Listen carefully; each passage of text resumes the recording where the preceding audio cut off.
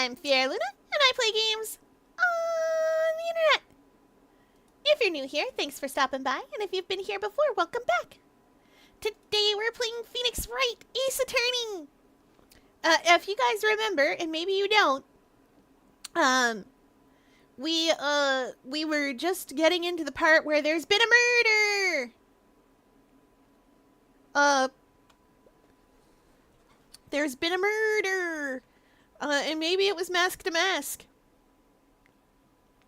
But you see, Phoenix was busy on his honeymoon, but we're back, exactly. He has many honeymoons. Hello, controller, are we... Okay, there we go.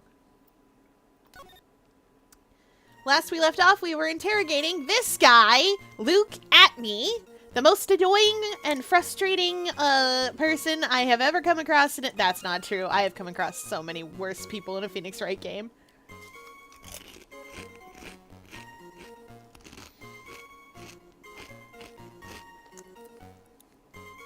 Fiera, can I use the pipe on him? No.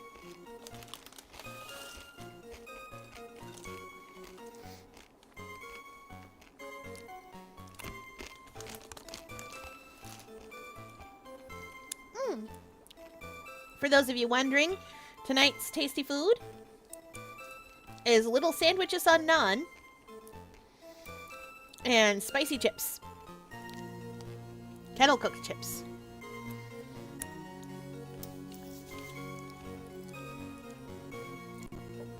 Yeah, we've got the coffee counter going too, because we don't know how many Godot's on. But he promised us he never drinks more than, what was it, 17? So I guess we'll find out. I first received the request from Lordly Taylor about 20 days ago. The urn was placed in a box, and Zvari! It was then sent to the warehouse. Hence, I was actually unable to see the urn for myself until the day of the crime. I knew it was an extremely valuable treasure, so I sent my card 10 days beforehand. Then I handled security by myself to ensure that my crime would go smoothly. At last, I held the urn in my hands for the first time on 1 a.m. on October 12th. You see, we think Luke Atney killed a man. We think Luke Atney killed a man, and, I'm pretty sure he did. And so, he's trying to go down for the fall of robbery, because if he goes down as the robbery guy, then he couldn't have been in the place where the murder was done. Because they were at the same time. So he definitely killed a guy. You can yap all you want. This is the most active my Discord's been in ages. Oh, y'all know what? I just want to be able to play as the little beetle. The little parabeetle from Mario 3. They're in one level in Mario 3. They're in Skyworld, and I love them. They're so cute. They're the cutest little boys.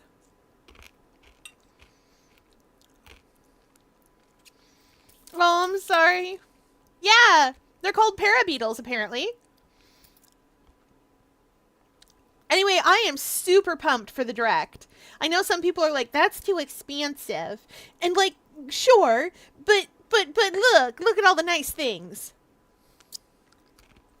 I'm very excited for all the nice things. I've been saving up for ages, just like I'm a little kid again. Like 1 centimeter tall instead of like 4 centimeters tall.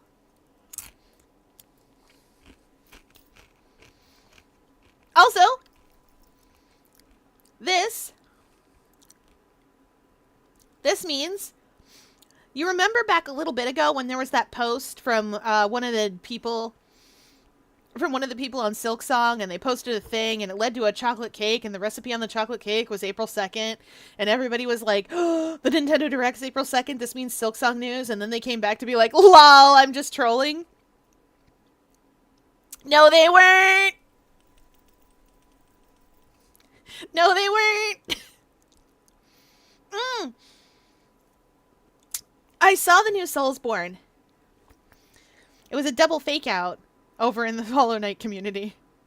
I saw the new Soulsborne and got really excited. I'm not very good at Soulsbornes anymore, but I did beat Bloodborne. I was able to take out the moon. I am, of course, very excited for the new Mario Kart. I haven't seen the new Donkey Kong game yet. I haven't watched the Direct properly yet. For reasons such as I have been at work all day. And Aquarium staff was like, we know you want to watch the nice fun thing. And I went, yeah. And they went, no, honey. And I went, why? And they went, you have to do work. And I went, no. And they went, yeah. Also, GameCube games. I'm going to be able to get to hear the little bunk noise that I can't replicate with my mouth. I don't know what GameCube games will be in the library, but there are so many good ones. Y'all, we could play Wind Waker on a Nintendo system.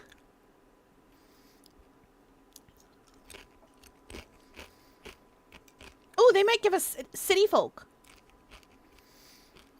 If they pop Animal Crossing City Folk into the GameCube release, that would be amazing.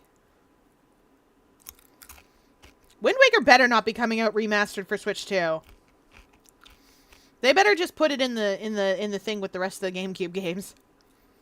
I will die if they remaster that game again. Oh, Bravely Default's coming out remastered though. I've already played it with all of you, but I might be convinced to play it again so that you guys can see Narende rebuilt. And see, like, the rest of what that game has to offer. Because there's some stuff I just couldn't do because Narende wasn't rebuilt. We didn't get to fight the bad newsmans. Okay. If they're just dumping it in with the GameCube games, that's fine. I swear if they remaster it for the umpteenth time, I'm gonna die. That's okay, you've also got an excuse. Something about school, I guess. Gotta be in class. Paying attention to class. I'm kidding, chat. You need to pay attention in school. Good!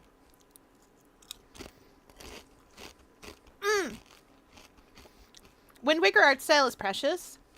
Oh! That art style is also present in Spirit Tracks and Phantom Hourglass. Phantom Hourglass is a sort of... it's not quite a direct sequel to Wind Waker, but it really feels like one. And I am absolutely going to play... I'm absolutely going to play. I really want Bravely Default to have that weird Street Pass thing again. I don't care if it has to be done over the internet. I want it to have it. It's important. Narende needs it. You saw me play through without it. Y'all saw how hard that game is if you don't have friends.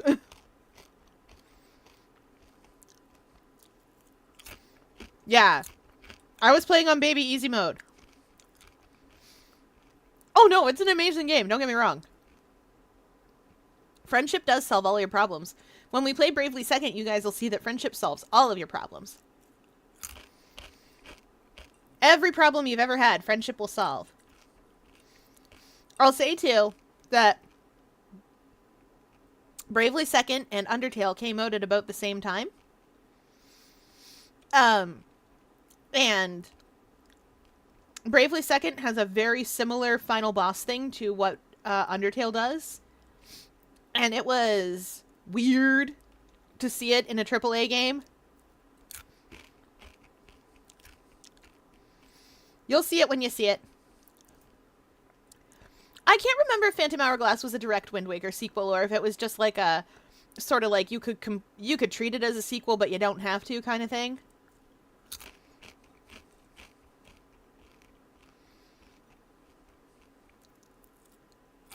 All right, direct sequel she is.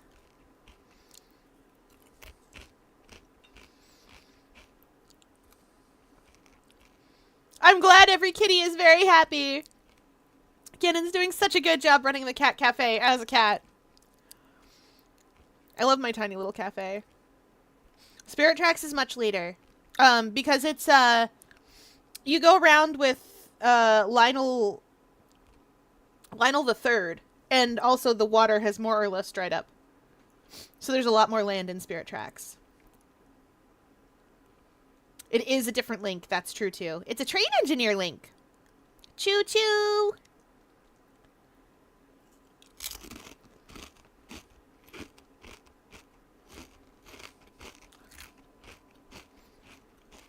Whenever I quote something directly, please just imagine my voice being robotic-ish, kind of like TTS. I always assume you put on your reading voice. Everyone has a reading voice, right?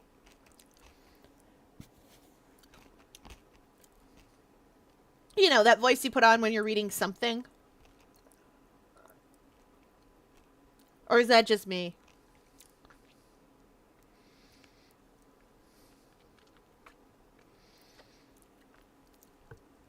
Oh, we love Golly!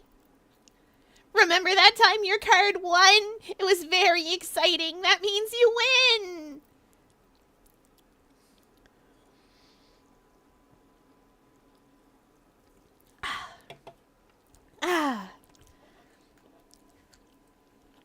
That voice is a lot of fun to do, but it takes a little effort. It's true. As part of Poe, alas. That's pretty much all stuff we've heard before, isn't it? Yeah, but we will find the truth hidden in the nuggets of new information he gave. Witness, you're sure there are no mistakes this time? Zvari! Very well then, Mr. Wright. You may begin your cross-examination.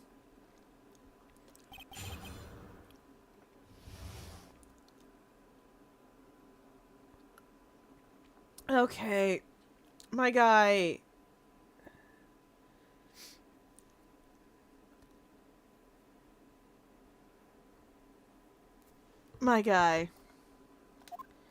I know exactly what I need to do first. And that is go through all of my stuff.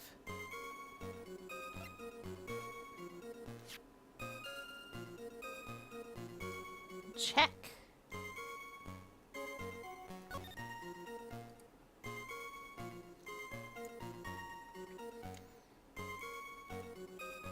Take good care of that urn, will ya? Okay.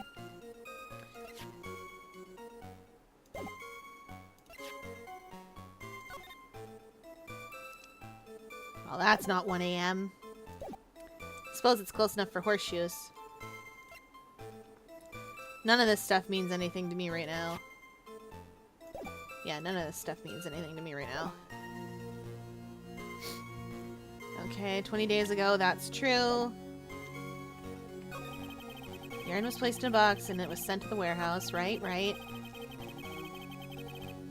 Are you sure, my guy?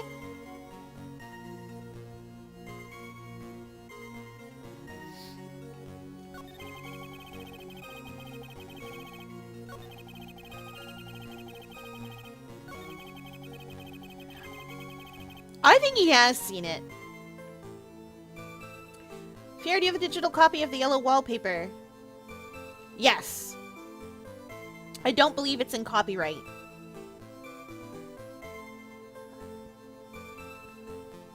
I'll take a look, though. At last I held the urn in my hands for the first time on 1 a.m. I don't think you did. I think...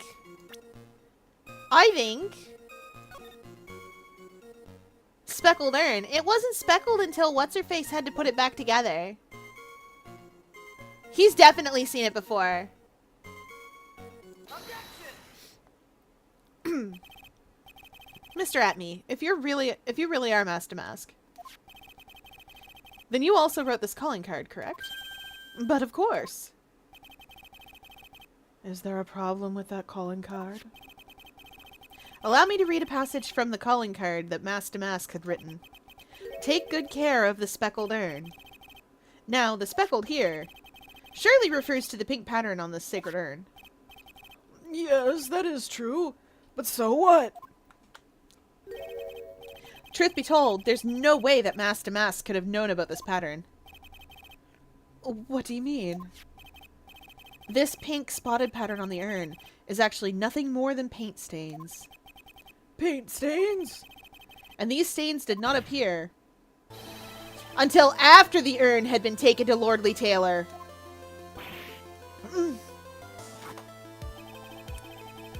Oh, coffee counter time.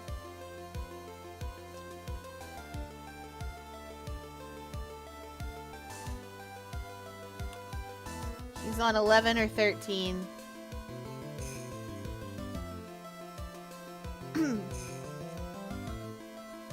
I'm not finding this joke to be very funny, Mr. Trite.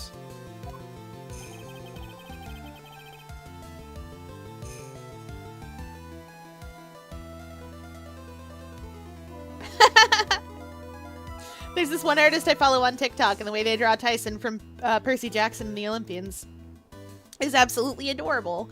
I feel parental instincts for Tyson. Aww. He's done no wrong. Adorable. The day that the sacred urn was taken to the warehouse, the urn was broken due to human error. Or should I say an error-prone human. Rude, Phoenix. You leave Adrian alone. She's trying. And that's when the pink paint got on the urn. Ugh. You can't be serious. And yet this calling card clearly mentions the paint pattern. Which means Detective Atme had seen the urn long before the crime ever took place. In fact, he saw it when this fake photo was taken. And because this photo is a fake, your alibi for the night of the murder no longer holds water. I can tell you like Percy Jackson and the Olympians. There's also other stuff in the Rick Riordan imprint that I think you'll like quite well. Because they go through a lot of different mythologies and stuff. And they actively seek out people who, like, are from those cultures to write. Which is cool. I like seeing stuff like that. I don't know the first thing about half of what humans do. So it's nice to see humans talking about their lived experience and writing about the myths and legends and like, religious symbols and stuff from their own cultures. That's neat. It's very exciting. I like seeing it. After book 5 of the first series, what should I read next? Ooh, good question. I don't know the answer to it yet. I'll take a look because I bet there's a good reading order for that stuff. Witness, do you have anything to say for yourself? Alright, that did it. He's broken. No, he's not. Nick, I think it's still a little early for a victory pose. Huh? Go Dot! Stop having so many coffees. He's on 12 or 14. Remember, he said he was on a count that couldn't have been possible when we were doing this, so I'm counting for both what I saw and what he's actually told us. Huh. It's so sad. No one has any conviction these days. Conviction, you say? Yesterday, we all decided unanimously that this man was Master Mask. And now we're calling him a murderer. You don't think we're being a tad fickle? Well, that's a good point. Godot, when presented with new information, sometimes it's okay to change your opinion on the facts. Because new information means there's probably a new fact. Depending on the source of the information and what it is and how it was obtained and a whole bunch of other things.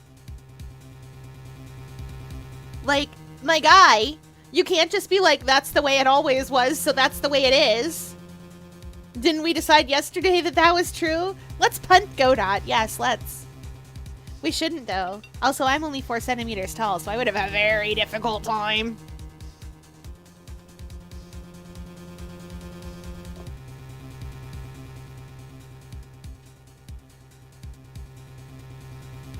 Oh, yeah!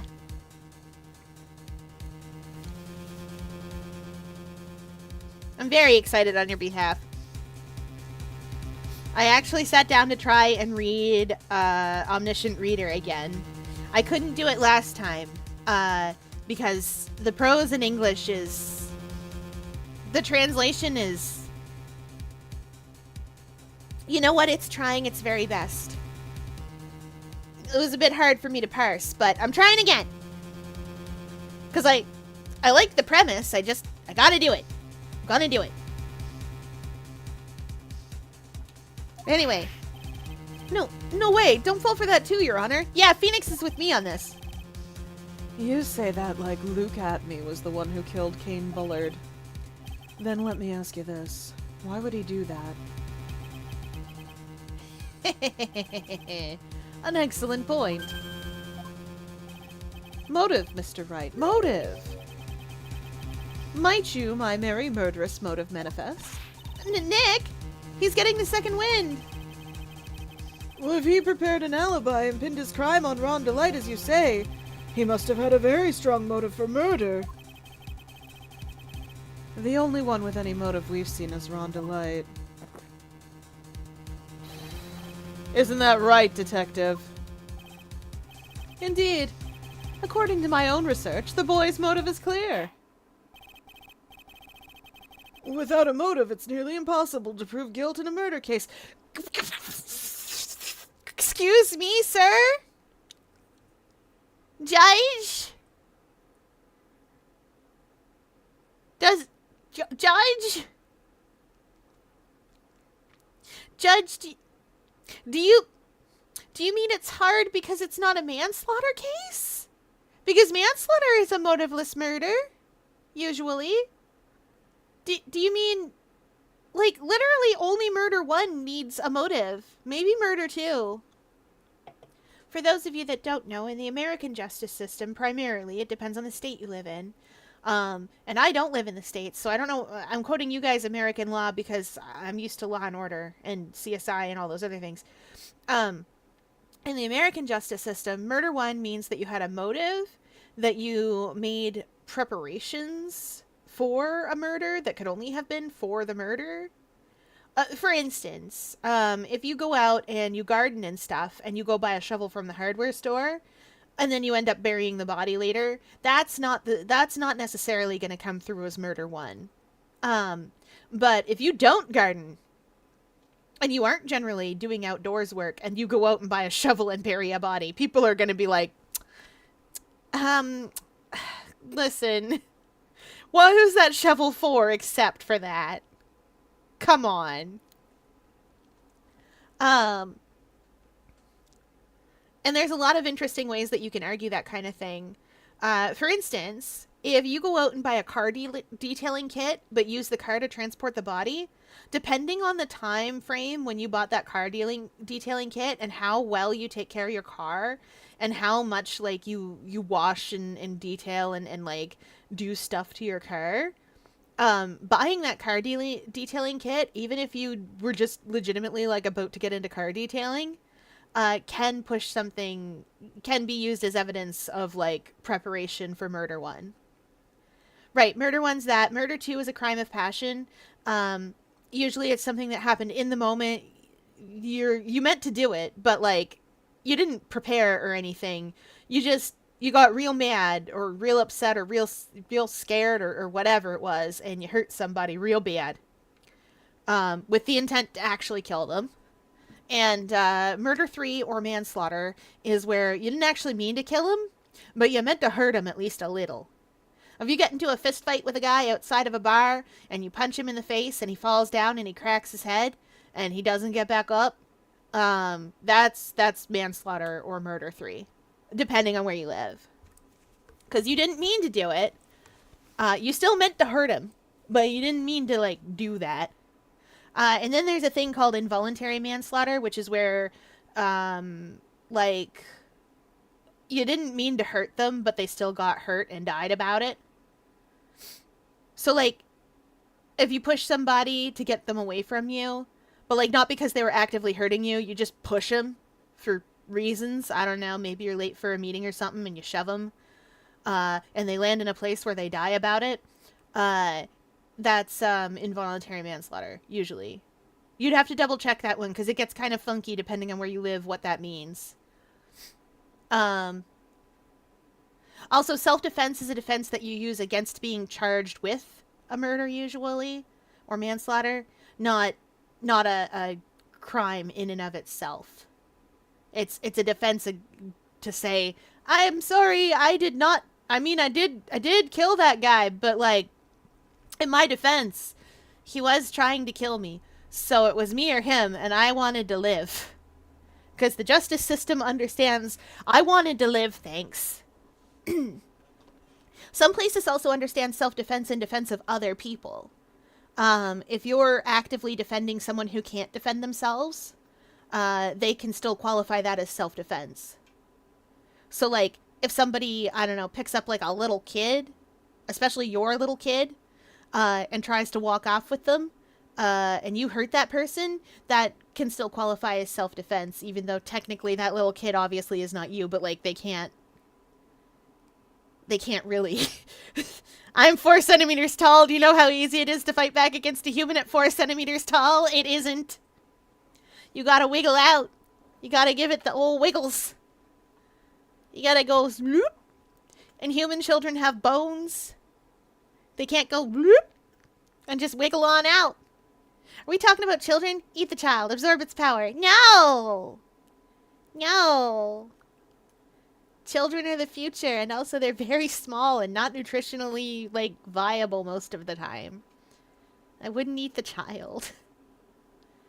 Also, they think I'm great. Children think I'm neat. Aquarium staff doesn't always think so, but children think I'm neat because I take up the whole palm of their little hand. And then I can slip through their fingers, and they get all excited when I do that instead of being mad. Aquarium staff always gets mad and is like, stop doing that! They make a game out of trying to hold on to me. Not staff. I mean, staff wants to. They try really hard. I mean, children who come to the aquarium. They get all excited, and they try and hold on to me, and then they can't do it, because they're children. But I slip right through their fingers, because anything my beak can fit through, I can fit through too. And that means the little spot, the little space in between your finger and your hand, I can get out through. Gotta be a little bit squeezing, and you can feel it. You'll feel it. But I can do it. I can wiggle. I can wiggle real good. They have fun. I'm not allowed in the touch tank. Not anymore. It was fun, though. I tried to convince them to take me home because I'm little and cute and I wouldn't take up much space, and then, you know, I'm not allowed in the touch tank anymore. Wiggle! Hot potato, hot potato, hot potato, hot potato. Ooh! We love playing hot potato. Right. Right! We got on this topic because the judge was telling us without a motive it's nearly impossible to prove guilt in a murder case. That's not true! Lots of times it's easy to prove guilt in a murder case. Now then, maybe you can enlighten us as to what the defendant's motives were. Thank you, Sir Oldtimer. They're doing everything they can to make Ron look suspicious. Despite our lack of hard information, this may be our only chance. I know exactly what it was! I know exactly what the problem is! He's that blackmail letter wasn't for Ron! is for Master Mask, Luke Atme. I, Luke Atme, had no points of contact with the victim whatsoever. Kane Bullard decided to investigate Master Mask and simply mistook who he was. It was Mr. Bullard who wrote the blackmail letter and sent it to Ron Delight. No! And it was again Mr. Bullard who harbored a grudge against Mr. Delight for his betrayal. Mr. Bullard's mistake is quite excusable. The defendant truly believes he is Master Mask. And that is why Mr. Delight saw it fit to kill Kane Bullard. Truly a tragedy. Your Honor, the defense is still covered in the victim's blood and is holding a sign that says, I did it, but we can't figure out why, so the culprit must be somewhere else! Yes! That's how it feels to play the Edgeworth games. Your Honor, the defendant is covered in the victim's blood and holding a sign that says, I did it. I think that means they did it. And someone invariably, the defense lawyer or whoever will invariably be like, oh? And you'll be like, yeah. And they'll be like, but isn't it true that the defendant is on a movie set? And therefore that blood might not be the real blood of the victim. And you're like, but it is. And they're like, we'll have to have it tested. It might take more than 3 days, though. And you're like, but the sign that says I did it? Oh, they're celebrating the end of the difficult scene. No! Like, that's just the whole thing. Pierre, if I was in an Ace Attorney case, what do you think would happen to me about it? I think you'd be one of those, witnesses that's trying to help. That, for whatever reason, Phoenix is still like, hey, that thing you said? Kind of close, but not correct. Could you say it a little bit different or a different thing? Motive can be a counterpoint, but I doubt it can be a deciding factor in a case. It can sometimes be a deciding factor. But that's because it can sometimes decide between things like criminal insanity, or things like criminal insanity or self-defense. If my motive for doing a murder onto somebody is they were choking me to death and so I needed to hurt them really bad to get them to stop and they died about it, that's certainly my motive. But you can see how I would not be in trouble for hurting a person like that.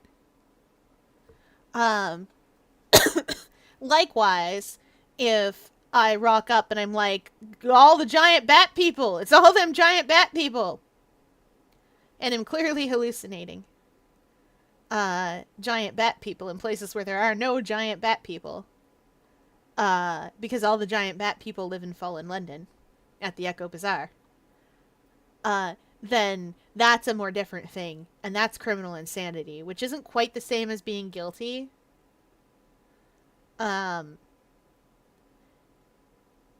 It's tragic most of the time. Also, pleading insanity doesn't mean you get out of jail scot-free. It means you go to a mental institution, usually. And, don't get involuntarily committed. We don't like that for anybody. Right. I know this because I am in an aquarium. They don't really let me out. Do you think the player would hate me? No, I think the player would be like, oh. Like how people react to, Maggie Bird. Where people are like, oh, no, honey, she's trying. Your Honor, Godot didn't tie his shoes today. That means he gets pity points, so he wins the case. Yes. So the victim, Kane Bullard, blackmailed the defendant? This is the blackmail letter found in the defendant's apartment. A handwriting test confirms that Mr. Bullard was indeed the one who wrote the letter. What?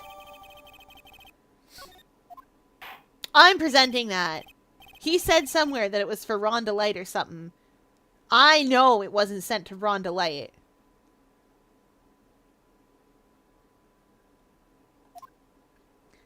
Okay, I can explain.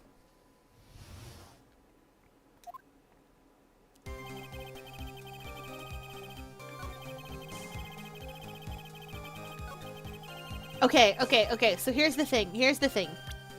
Remember the news, right? You remember this. That's Ron Delight back there. He was working there. And like... Okay. Where's the blackmail letter?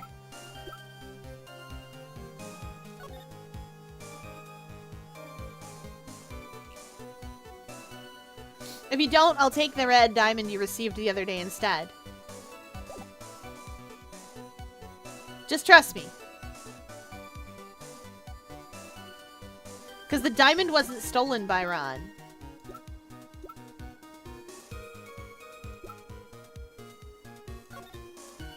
Also, it's a blue diamond.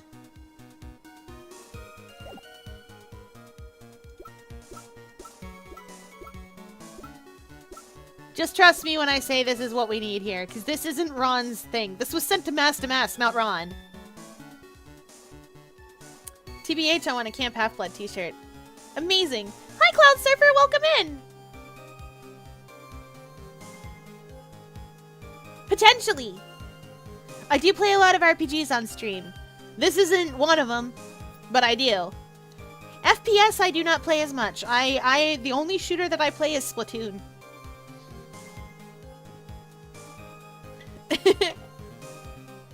But I'm glad you're having a fun time here. You could probably get one. It's true. Okay, we're gonna try this. Because I know that was for Ron, wasn't for Ron. Mind if I ask you a few questions, Detective Atme? Well, if it's just a few, I guess it's alright. No, that makes sense. I'm still getting the hang of realms. I'm excited about them. So I'm still getting the hang of them. But so far it seems like fun. Ooh, I should read the Percy Jackson books. I probably learn a lot from them. The Percy Jackson books are excellent. If you're looking for boy suddenly finds out he has cool magical powers, and there's a mysterious mystery, and also a bunch of kids are jammed together in the same space, and they have, like, competitions with each other, just for funsies, and then later not so much just for funsies, and they get up to adventure and shenanigans, looking for an actually important MacGuffin, then it's gonna be the thing for you. I really liked it. I haven't read it in a long time. But it's really good. Also, there are plenty of quizzes online if you should like to know your house. I will also once again shill for his Dark Materials. It's an amazing, amazing thing. I'm mostly interested in the whole supernatural aspect and how to work in allegories and such. Oh, yes! Yes, this will do a lot of showing you that thing that you said. They do a really good job of modernizing Greek mythology. For instance, and I don't believe this is a spoiler because it's in literally every single piece of media about it. Calypso's Island? Yeah, the Lotus Eater Island. Is an arcade. It's an arcade. And, no, that's a different island? Oh, you're right. Calypso is a different... Anyway, the Lotus Eater Island is an arcade. I know. I said the thing. Listen, I forgot that it wasn't Calypso with the Lotus Eaters. The Lotus Hotel is a hotel and with an arcade and stuff. Right. And I think it's amazing. Straight up, it's a hotel with an arcade and stuff. My favorite thing about the Lotus, is that,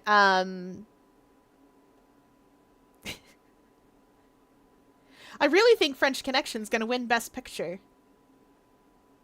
And as soon as I heard that, and as soon as I saw that, I was like, that was Best Picture in 1971. What do they mean gonna win? That was 1971. And then I was like,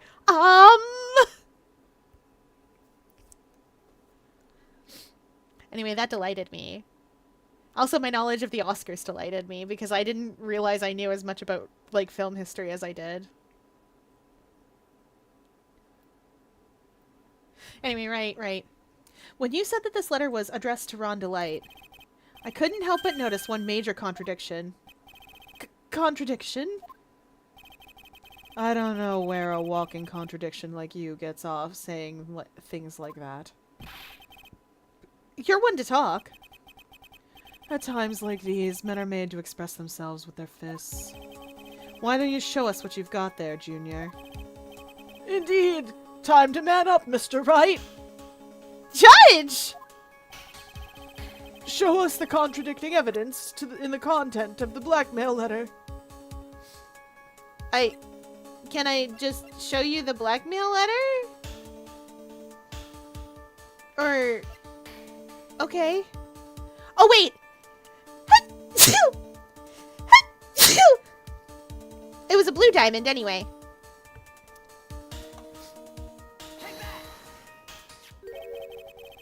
Come! Thank you, chat. I thought you'd like Annabeth a lot.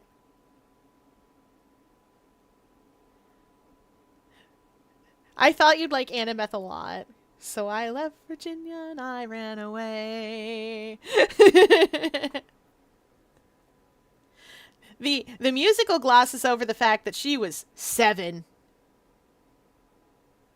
I used to confuse blackmail and email when I was a kid. Oh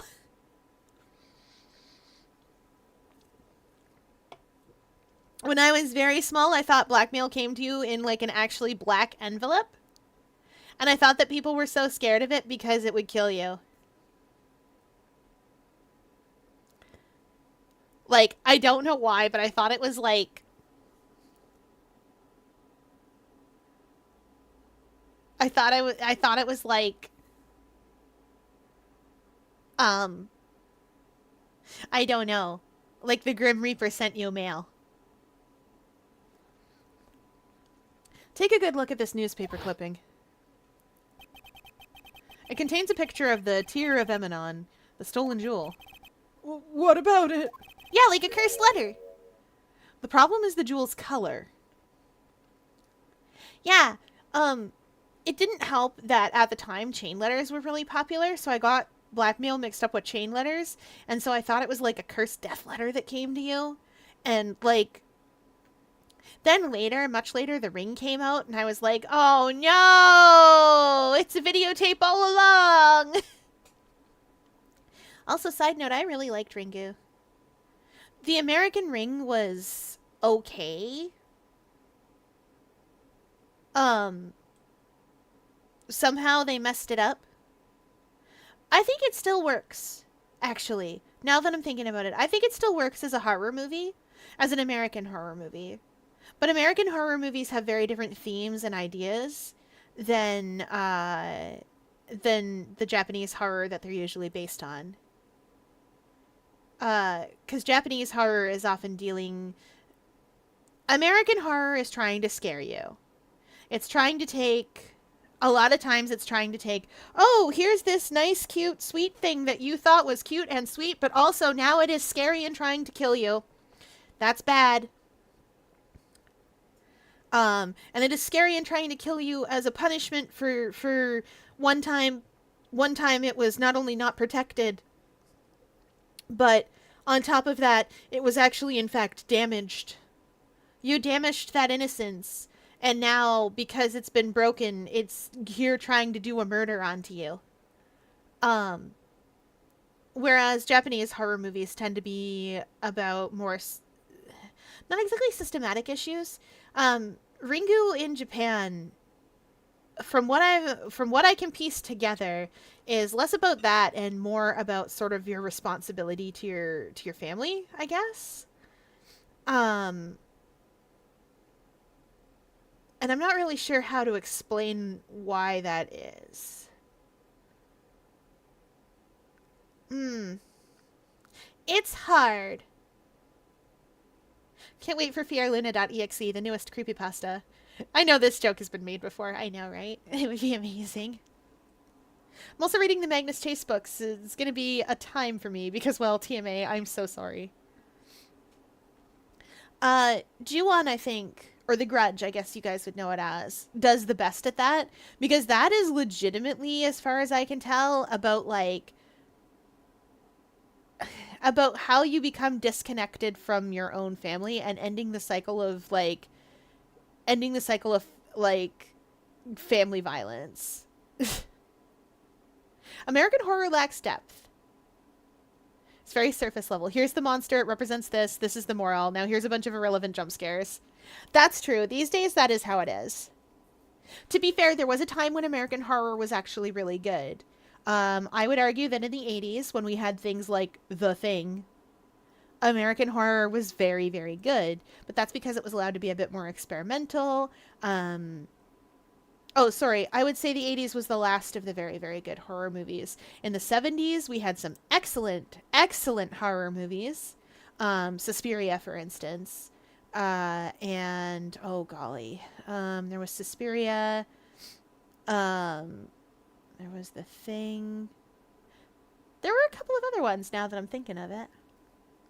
A lot of them were adaptations of Lovecraft and old horror stories and old horror movies. Where's the horror movie called The Silly Goober? You say that like there isn't a horror movie that is that thing you said. It depends on what exactly you think of as The Silly Goober. There's Chucky or Child's Play, depending on how you like to call that one. Technically, it's called Child's Play. There's, let's see. Oh boy. Also, side note, Jennifer Tilly, amazing job. 10 out of 10, Bride of Chucky. There's slugs. We don't talk about slugs. We shouldn't talk about slugs. They're just slugs, but they're carnivorous, and they have teeth. Where's the Leprechaun? I love the Leprechaun. It's so bad, but so good. The Leprechaun was amazing. So was Candyman, and so was Wishmaster. Those movies are great. Wishmaster, 10 out of 10. Yes. The Leprechaun's hilarious. I love it. Tattletale is very good for silly goober monsters. That's true for games and stuff. Percy's canonical favorite brand of gum is Trident. Amazing! They put that in just for the joke. I know they did. Oh gosh, now I'm on a horror kick. What else is there? There's so many old ones. There are newer horror movies that are trying to be a bit deeper. And I will say too that horror movies are always going to have a moral. That's just how they are. They may not mean to have a moral either. Slugs already have teeth, not like this. Slugs like straight up just open their mouths on the front of their bodies.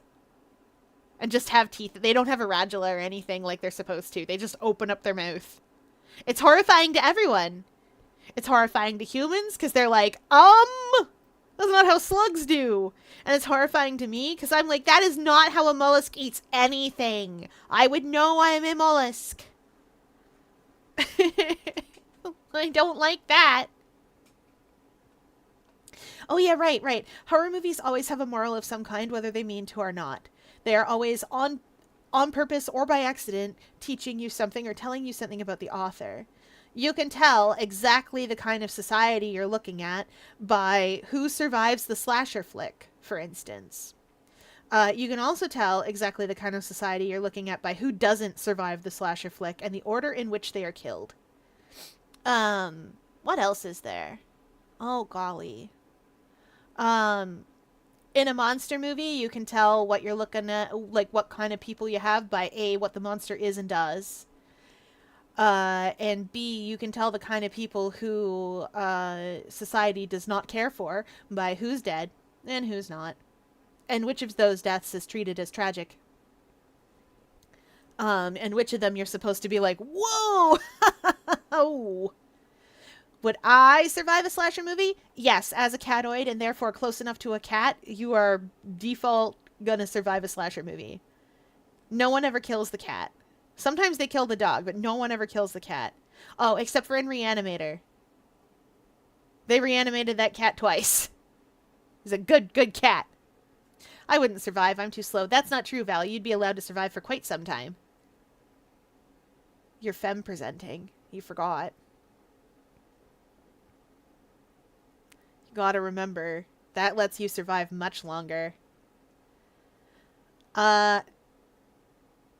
No, you'd survive for quite a while, though.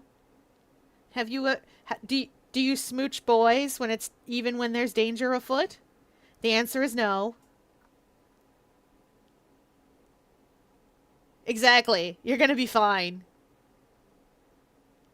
How to survive a slasher. Be an aminal. Some types of aminals. Do not be a dog. That's 50-50 at best. I'm currently workshopping a horror story about, like, werewolves and other beast folk who are trapped in a dystopian city. Oh, I love that. I love a thing like that. Oh, right. We hydrate as chat demands. It's not a horror story, but if you're doing something like that... Body break! Jump scared by my own alerts. If you're doing something like that, I would highly suggest, if you've never read it before, reading Black Sad. It's an amazing, it's amazing. They do a really good job of, they do a really, really good job of, like, making the animal folk believable. Because, well, to be fair, with Black Sad, they did sort of the opposite of Beastars, where with Black Sad, they started with people, and then they just kept putting animal traits until they had animals, and then they went from there to decide how the world needed to be. So it does a really good job. Black Sad is a detective story, right? Yes! Yes, it is a detective story taking place in, post-war Americazil? Americazil. Kinda. It's really good. I love the main character. He's great. I just joined and got jump scared. I know, right? We're talking about horror. I'm not an animal, nor do I want to be a cheerleader ever. I don't know. Do you read a lot? You read a lot. You'll be fine. Well, unless you're the one who unleashes the horror. We hydrate as chat demands.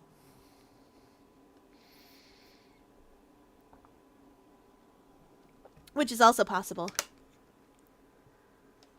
It's really good. I loved it a lot. From the body break. Yeah, that makes sense. Okay. Okay, and a big stretch. Big stretch. That's also a fair thing for you. Possessed by the horror is also fine. Actually, the one who unleashed the horror was the horror... Who unleashed the horror is usually the survivor too. That's true. Unless they're possessed by the horror, then it's 50-50. And for body break, arm circles. 1, 2, 3, 4, 5, 6, 7, 8, 9, 10. How to survive the horror. Be the horror. That is exactly right. That's why I'm an octopus. And therefore the most horrific thing Victor Hugo can think of. Also, hi, Necro! Over on Moonbeam, the great and terrible Necromage has invaded. Look out. Okay. Back to what we were doing, which was solving murders. The problem is this jewel's color. We're not even on a murder night. Color? I'm not much for discussing color myself. According to the clipping, the color of the stolen jewel was blue. However, in the blackmail letter, a totally different jewel is mentioned. I'll take that red diamond you received the other day. Red? Unless it's Resident Evil, the horror never survives in those games. Except for Pyramid Head, who, despite being a manifestation of Resident Evil 2's main character's, like, messed upness, exists in the world. Wait, that's Silent Hill. I got them mixed up again.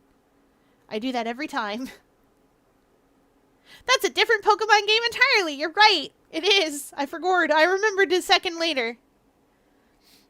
I suppose Nemesis qualifies. And Wesker shows up way more than he has any right to. Resident Hill? I would love Resident Hill.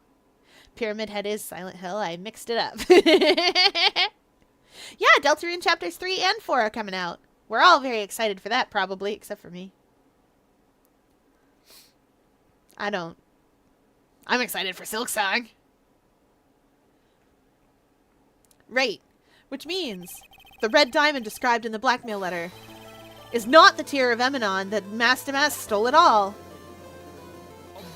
I'm sorry, I don't follow Pokemon. Silksong's cool, though. I know, right?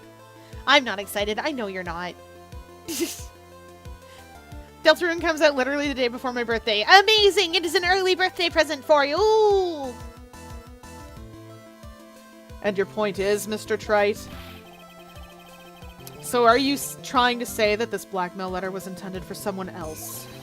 Is that what you're trying to say? That is what you're trying to say, right, Trite? That is what you're trying to say, right, Mr. Right? Well, that is what you're trying to say, right, Nick? Yes. This is who Kane Bullard was actually blackmailing. Oh, it was Luke at me. I know it was Luke at me. Deep in my soul. Deep in my soul. Naturally. It was you, Detective Atme. Do you have some sort of basis for that claim? Hi, Disguisey. Welcome in. I wonder if that's what he's trying to say. I don't know. We'll never know. It's a mystery. Do I have some proof?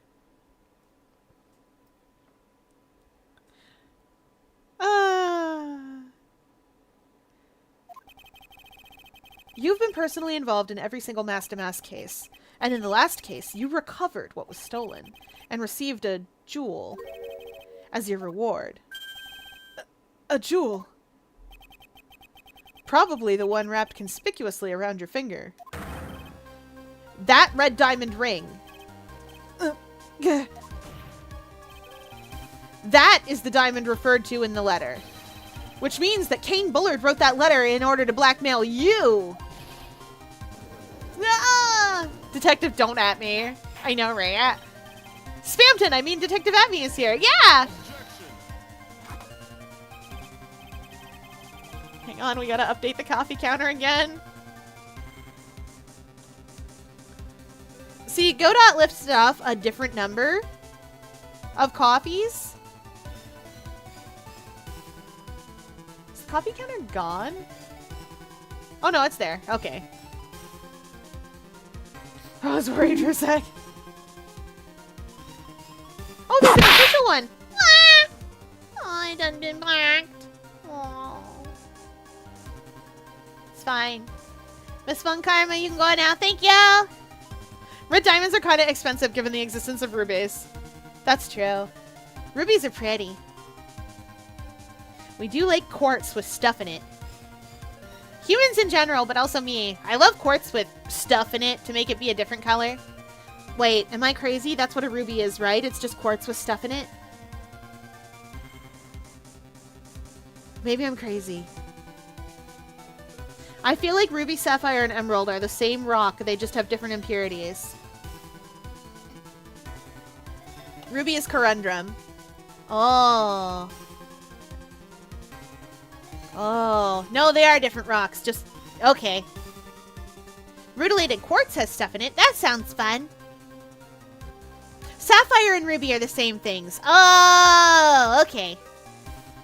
I was there thinking, like, I know they're definitely... Emerald is a different guy. Chrysoberyl. Amazing. I do not know rocks very good. To be fair, I live in the sea. I don't know if you know this, but rocks don't survive very long when they are constantly buffeted by water. But if you... Oh no. I need to search up what a ruby looks like. I haven't seen one in like 2 years. I haven't either.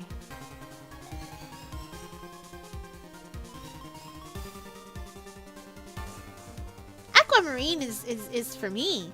That's That's my birthstone, so says aquarium staff, because I'm from the ocean. Val, I think you would be a pearl if we're talking about Steven Universe. Emerald's generally highly included, so you can't heat it or put it in the ultrasonic. Oh! So we shouldn't set it on fire. The alternate for March is Bloodstone? The best rock? The greatest stone? For those of you that don't know, Bloodstone is cool looking. It's green and it's got red blood in it. That blood is probably rust or like iron that did a thing where it turned red. I don't know. I feel like that's what it is. That's so cool! Oh, I need more Bloodstone things. I have one Bloodstone. It's not set in anything. I just have it. It's a cool rock. I want a cool rock. I want more cool rocks. For a long time, I thought Bloodstone was called that way because it was like solidly red. I did not know what it was. And then I saw it for real for the first time and I was like, oh, that's actually still really cool. It looks like blood dripping on a battlefield and I like that. Fear deserves blood more. I do, but they only get it for me around Halloween. That's the only time they ever get it for me because they're like, well, at least this way. At least this way it looks like you're drinking one of those plastic like syrup blood bags and not a real blood bag.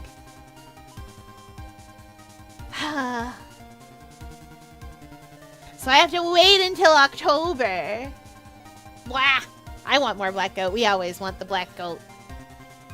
It's got 3 blood instead of 1 blood when you sacrifice it. That's what inscription's for.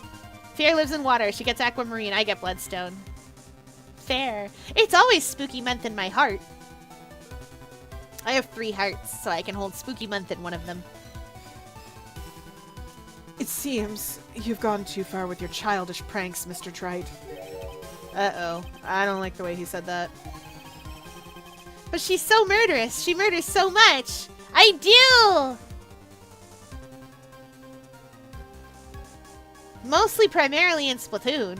I can always answer weird jewelry questions. Not like I've been a bench jeweler forever. What's Bloodstone made of? Other than Bloodstone. Like, why red? Why it red? No, mostly in Guild Wars 2. That's true. You murder so much in Guild Wars 2. I am a DPS. Fier, Val's using their mod authority for evil.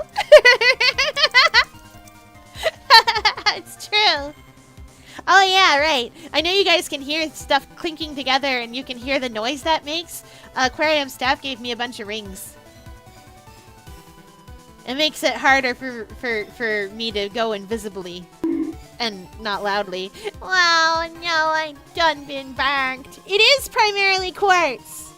Oh, finally, it's primarily quartz with stuff in it. I love quartz with stuff in it. Mostly because it has a tendency to be inexpensive. It has a bunch of stuff in it. What's making it red? Is it because iron again? It's usually because iron did a thing with air. I hope it's rust. Blood sacrifices! Oh, good! That's my favorite. We all love quartz with stuff in it. I know, right? It changes color. Kane Bullard blackmailing Luke at me? Are you for real? Yes, I am. Nick, come on, stand up to him. Then answer me this. The blackmail letter contains the following passage.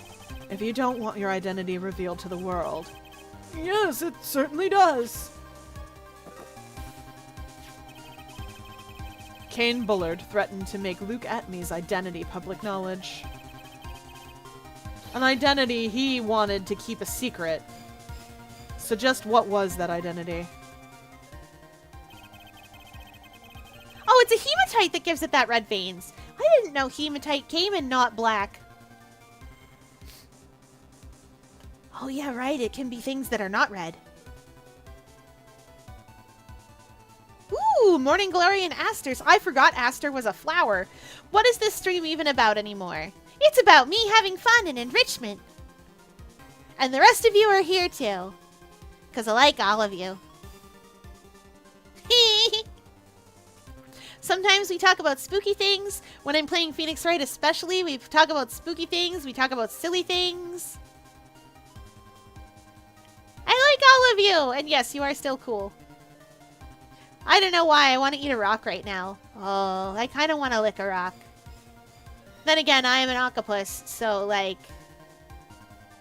I can taste with my tentacles. I say can like it's optional. It's not optional. Anything I touch with my tentacles, I am tasting. Oh, I'm so excited. I have a secret. I'm going to show you guys a thing. Probably Friday or Saturday. I'm going to show you guys a thing. I'm going to take a picture. It's very exciting. Update. Ganon is now opening franchises of his cat Faye. Perfect. I haven't even touched April Fools today. Wah. March's flowers are daffodil and jonquils. I love daffodils. Wait. No, those are the right guy. Daffodils, you see. Daffodils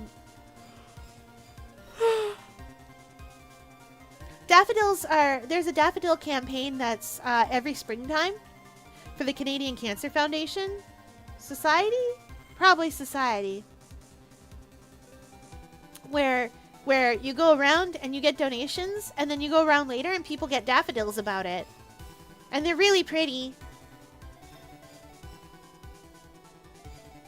Something about stuff inside quartz makes me think it's a jawbreaker with soft candy inside. I don't know why, though. Opals are like a jawbreaker. They got a little bit of water inside. Oh, unless they're lab-created opals, in which case they may not have a little bit of water inside, because they got made in a lab. And TBH, as far as I know, lab-created opals are more, sturdy. Please don't bite the opal. It will dissolve. I think. Opals dissolve in water, right? Like, that's why you have to take off the opal ring if you're washing up and stuff. That's definitely it. No? Oh. Mom always said opals and topaz would dissolve in water. Opals are weird, though. I love them, but they're weird. I had a ring with a real one in it. They don't. Okay, good. Tell us about the opals. I love learning stuff about stuff. Like cool rocks. I probably can't take an opal into the aquarium tank with me, though. Probably not. Oh.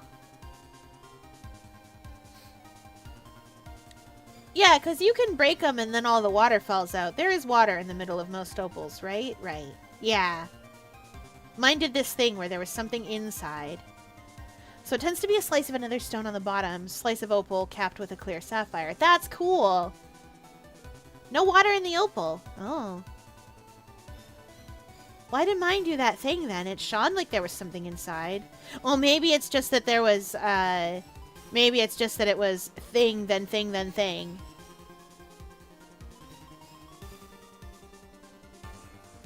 Ooh, it's called a triplet. I would love that. That was adorable. It's probably how it reflected. That would make sense. It always looked like there was something inside.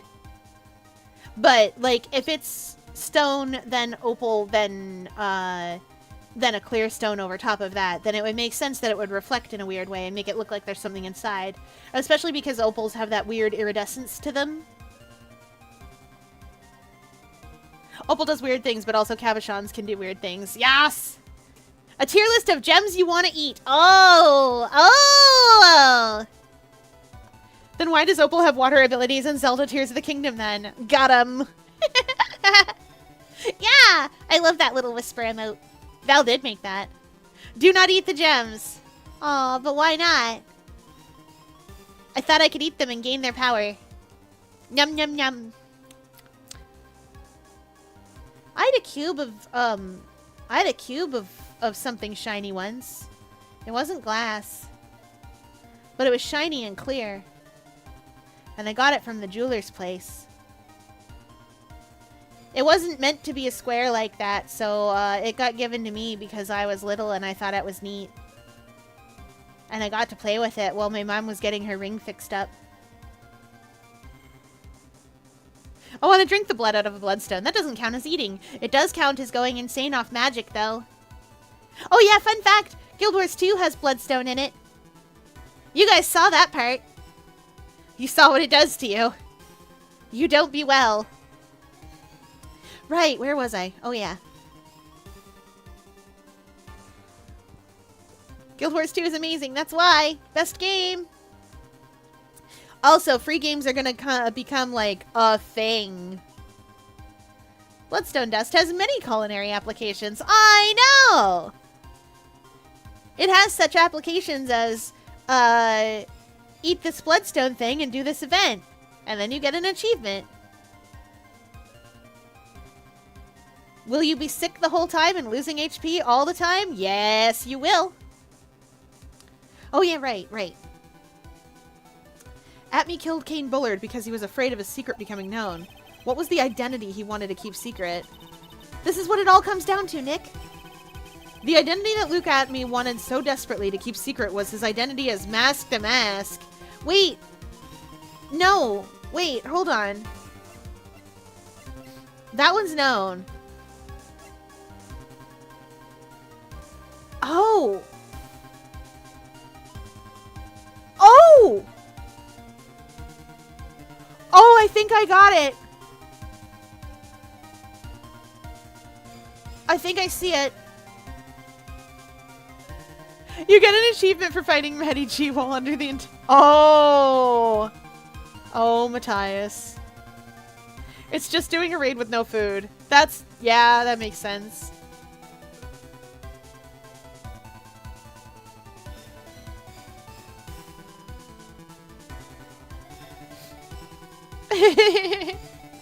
The stream has just become some sort of presentation about gemstones and rocks, which isn't surprising considering this chat.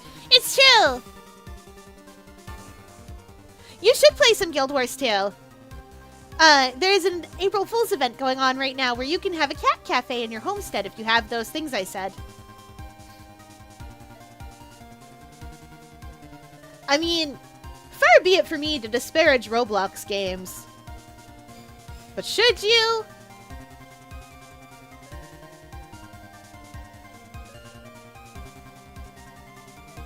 Anyway, I think this is more correct.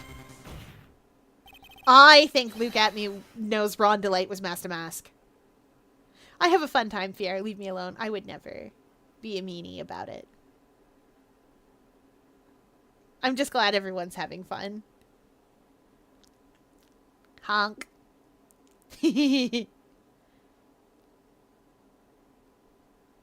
Where's Momo's little innocent whistling face that it makes? With, like, the number 3. I don't remember how to make that face. Luke Atme was a blackmailer. Objection. You heard it here. Fier would never let you have fun. It's true. This is an extremely serious stream full of extremely serious things. Couldn't do it. I couldn't do it. Also, please don't approach a goldsmith with random stone you bought off eBay. It's not always what they're advertised as. Oh, no! I wouldn't expect any rock I got off eBay to be what it is. Like, that's just... If I'm getting it on eBay, especially if it's cheap, it's not what it is. Whatever it says it is, it's not. And contrary-wise, whatever it isn't, it would be. I love Alice in Wonderland. Is that public domain? Could I read you guys all Alice in Wonderland someday? Could I just sit down and read you all Alice in Wonderland and then Through the Looking Glass, the significantly better one, even though it's just about learning how to play chess? I totally could!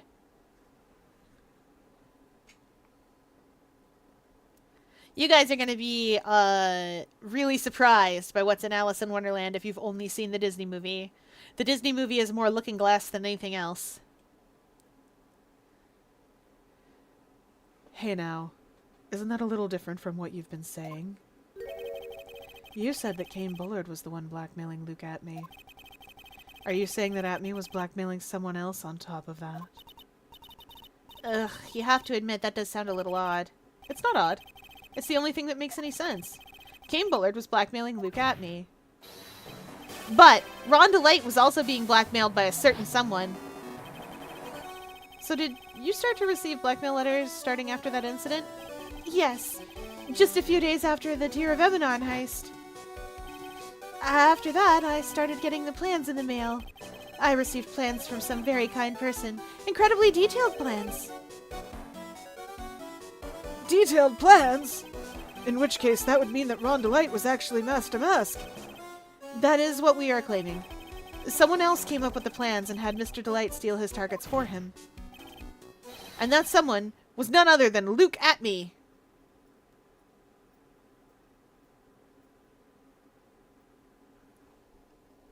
Oh, I think it's in public domain because I think it's old enough. It is written by Lewis Carroll, although I will say the Disney movie is not public domain. It is indeed public domain. Yes, I was gonna say it's old enough. It's like from the turn of the century, or well, maybe even before that. It's from the 1800s. I'm gonna read you guys all Alice in Wonderland one of these days. I'm gonna pick a night and I'm gonna read you guys things. I'm going to sit down, I'm going to get out my reading voice, and I'm going to read you guys stories. Old stories. I keep threatening to read The Machine to y'all. And I really want to. E.M. Forrester's The Machine is prescient to an uncomfortable degree. So I'm going to read it to you and let you guys figure that out for yourselves. The Machine! It's true.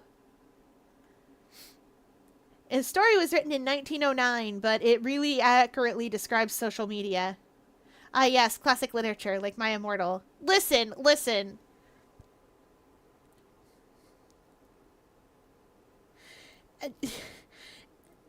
Ebony Darkness Ravenway. She is a proud part of our heritage. And I'm not reading My Immortal out to you. I'm not reading My Immortal out to you. Not because I don't want to read My Immortal out to you. But because it is a Harry Potter fan fiction. And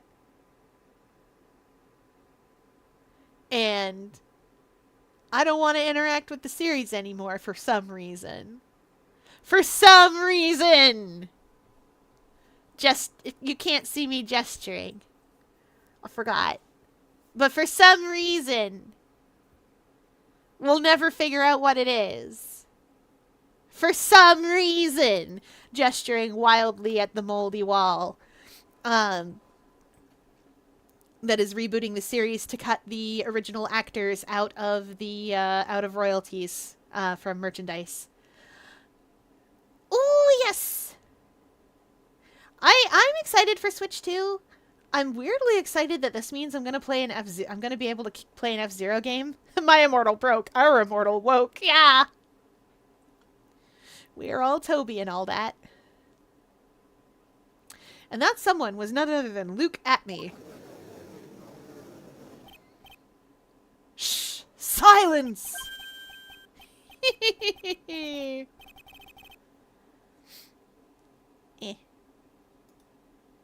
Why did my Automod flag XD? Y'all, what are you doing? Okay. I want the Switch 2 because it's bigger and I'm old. Fair.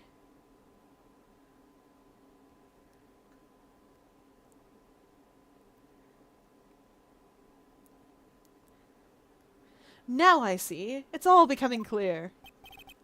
What is? When you were in grade school, you received the same report card every year. Careless, with the tendency to jump to conclusions. Am I wrong? I remember back in my day, our controllers had sharp corners and we liked it. It's true. And a zapper. Woo! yes! We had the Nintendo. Oh, I had an Atari. Also had a Tandy, you guys know that, and a Commodore 64 as well. I had a joystick, and it had 2 buttons. It had, but they were on the stick of the joystick part. It had a button on the front and a button under your thumb, and then it was also a joystick. There was a fancier joystick that you could get that had a 3rd button on the base. Also, one of the game consoles that we had a telephone pad. I don't know how to explain how it worked. Oh, yes! I remember having DOS PCs. See, also Tandy didn't have a hard drive, so what's it doing with an operating system? It isn't. It had DOS. And you had to be very clever about how you typed things in. At least the Joy-Cons can simulate the cramps of holding an S controller for too long. That's true. I remember when Windows 3.1 was an upgrade from what we were using. And I also remember still going into the command console anyway, into DOS, and just being like, yeah, this'll work. Yeah, 3.1 was great. It had such exciting things as Solitaire and Chips Challenge. I'm going to play Chips Challenge for you guys one day because it was my favorite puzzle game, and I want to see if it was actually really hard. So when I was little and playing Chips Challenge, I thought it was actually really, really hard, but I was also very small. So maybe it's not that it was really, really hard. Maybe it's that it was easy, and I was just small. My dad got a Windows 3.1 laptop from work they were getting rid of. I ended up with it to learn to program. Oh, and emulate games. Delightful.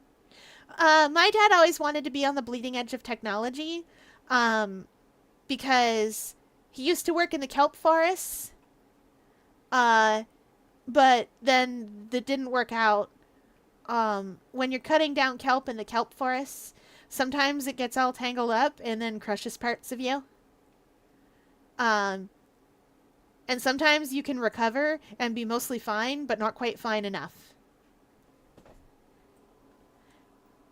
One of my greatest video game triumphs was beating Cosmos Cosmic Adventure. Yes! Cosmos Cosmic Adventure! We love Cosmo! I loved that game! And I have no idea if I go back to it now if it would be any hard at all. I think it was. I think Cosmo was actually hard. Especially because I beat the shareware. What did you pin? Hi, Glisten, welcome in.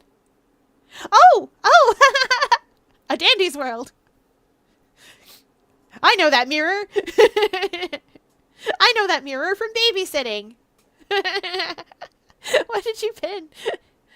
Oh, no. Don't be upset. I just got excited. I can't see the pins very good.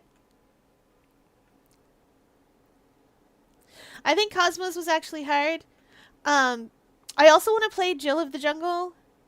I think it was Jill of the Jungle or Jane of the Jungle. Maybe it was Jill of the Jungle. Wah! Oh, I done been banked. Oh.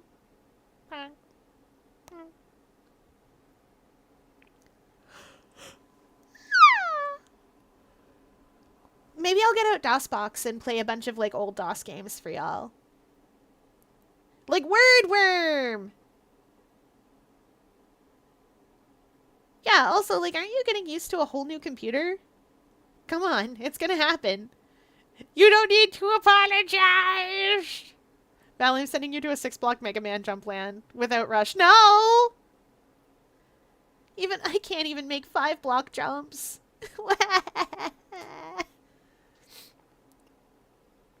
Too bad. You can't freeze yourself in time, not while I'm here. I don't control time. As far as staff knows.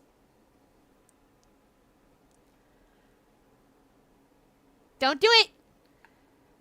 You can't play Guild Wars 2 later if you're frozen in time. Oh yeah, right. Careless with a tendency to jump to conclusions. Am I wrong? How did you... You say that I, Luke Atney, was blackmailing Ron Delight? In which case, I would naturally know all about his relation to Mask to Mask. Well, yes. Ron Delight started receiving plans from his second crime onward, correct? Which means I learned of his identity when he committed the first crime.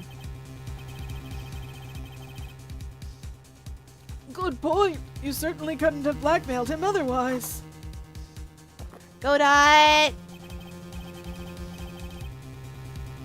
This is coffee 16.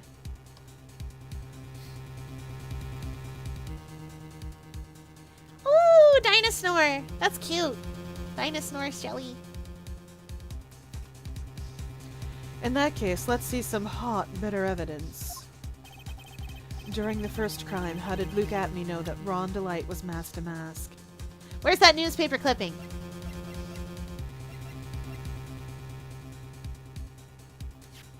Yeah, I'll show you how, chat. You see there? And Ron said he stashed his Mask to Mask costume, like, in the trash can.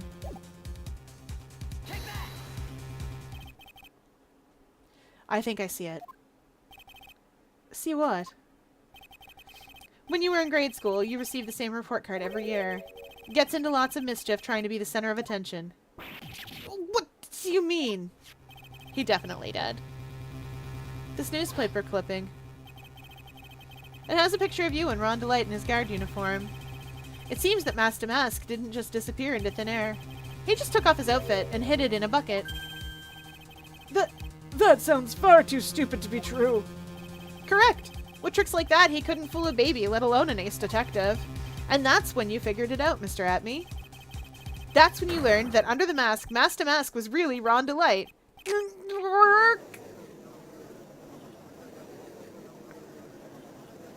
Not only that, it looks like he wasn't even an ace detective. I can't believe it. He was just a slimy blackmailer. What a fraud! Trying to pass himself off as an ace detective. Why you? How dare you expose me like that? Why I mean, I never blackmailed anyone in my life. I'm a famous and proud ace detective and also Mask to Mask. Why can't you understand that? I'm afraid you are neither a proud thief nor an ace detective. You're a blackmailer and a murderer. That is your true identity. Why you? How dare you even dare such lowly depths with those big you fool! None of you can compare to my genius. You're just jealous.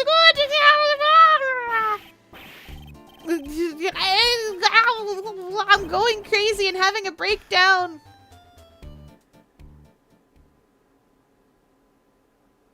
He did do the Spamton thing of everything all at once. Well, it seems we've finally gotten to the real answer. That was quite a performance by Mr. Atme.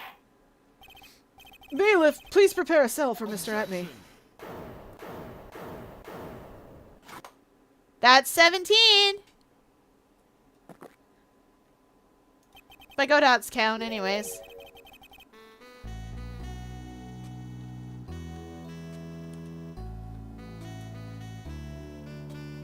Toby Fox should sue. I have terrible news for you about when this game came out. The hammer that strikes too fast has no time to aim. What do you mean? I'm already prepared to deliver my sentence. Allow me to say one more thing. I will be the one to judge. You don't get much more in your face than that. It appears that your claws weren't quite sharp enough, Mr. Trite. Where do you... It's true that you've proven a lot of things. Things like Luke Atme was a filthy blackmailer, and that he wasn't at Lordly Taylor the night of the murder. That's right. That's why he's the one who killed Mr. Bull... But... there's still one thing you have yet to prove. What's that? Just because he wasn't at the warehouse doesn't mean he was at the murder scene. Therefore, if you can't prove that this pitiful excuse for a man was at KB Security, then I don't see how a verdict can be delivered. No way! Order! Order in the court! Well, Mr. Wright? This is it. This is the final round. I've got to prove that Atme was at Mr. Bullard's office on that night. But can you really prove that? That's long enough, Mr. Trite. I want to hear your answer. That night, Luke Atme was at KB Security, and the defense... I don't think we have anything.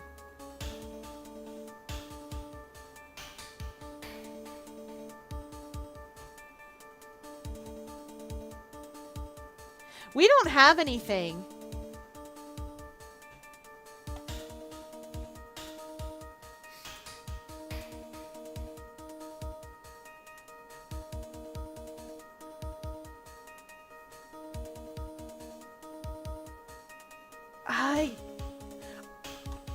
That man is addicted to coffee, I swear to God. Yeah, he is. That's why we have the coffee counter. We can't prove it. I can't prove it.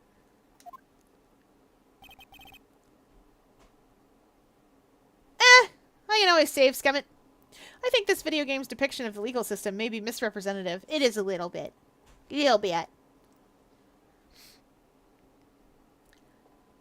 Just as I thought.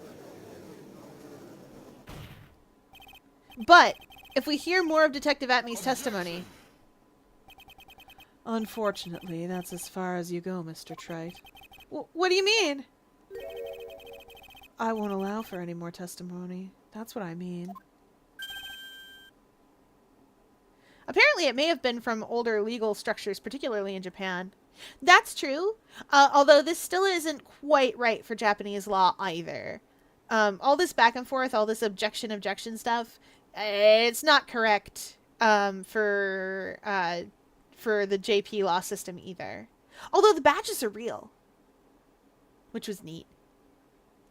If you guys are super interested in like how realistic this is, there is a lawyer who practices in Japan but has a YouTube channel kind of like Legal, who's gone over like, is Phoenix Wright even close? And the answer is not really, but it's okay because it's a visual novel and that's the vibe. Also, it does take place in the technically far-flung future, so the law system could have changed a bunch for some reason.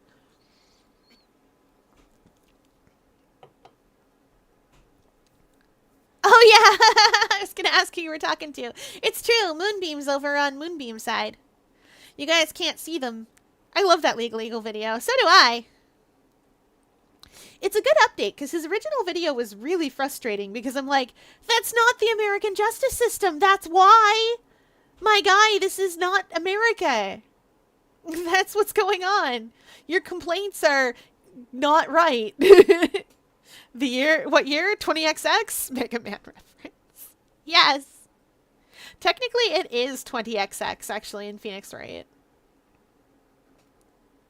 So, Mega Man reference. What? Have you forgotten? Luke Atme is here after we interrupted his own trial. And you have failed to prove that he committed the murder. Someday we'll be able to feed the text into the aquarium, and all will be poisoned by my evil words. Oh, you're right. For now, I have to say them but out loud so everybody can hear them.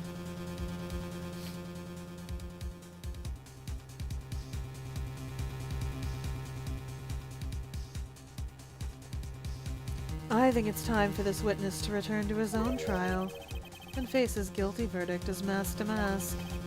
No! Well now, Sir Lawyer, it seems that love wins out at the end after all. I am the ace detective as well as mask to mask. My verdict will verify that, just as Ron Delights will verify that he is the true murderer. I declare that with the full force of my ace detectiveness, I feel like because we got this, it didn't just go straight to guilty.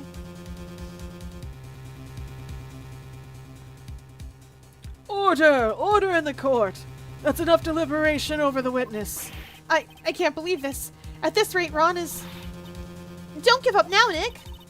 We still have tomorrow. We can look for more evidence and... By then, it'll be too late. Huh? Why?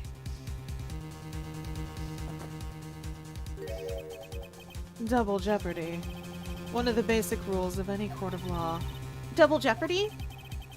Should a defendant be tried and found innocent in court, that defendant cannot be tried again for the same crime. This is a fundamental rule of all courts. And it applies to this witness as much as it applies to anyone else. He's not being tried for murder and found innocent, y'all! Mr. Atmey will be found guilty in a matter of minutes. Guilty as mask to mask, which means he will be innocent as far as the murder of Kane Bullard is concerned. That's not how double jeopardy works. You said it yourselves, it's the same crime, y'all. No way. What you mean is that he'll have an airtight alibi. The fact that you were unable to prove Mr. Atmey's guilt of that crime here means that he will never again be tried as Kane Bullard's murderer. How does that mean that? He hasn't even been indicted.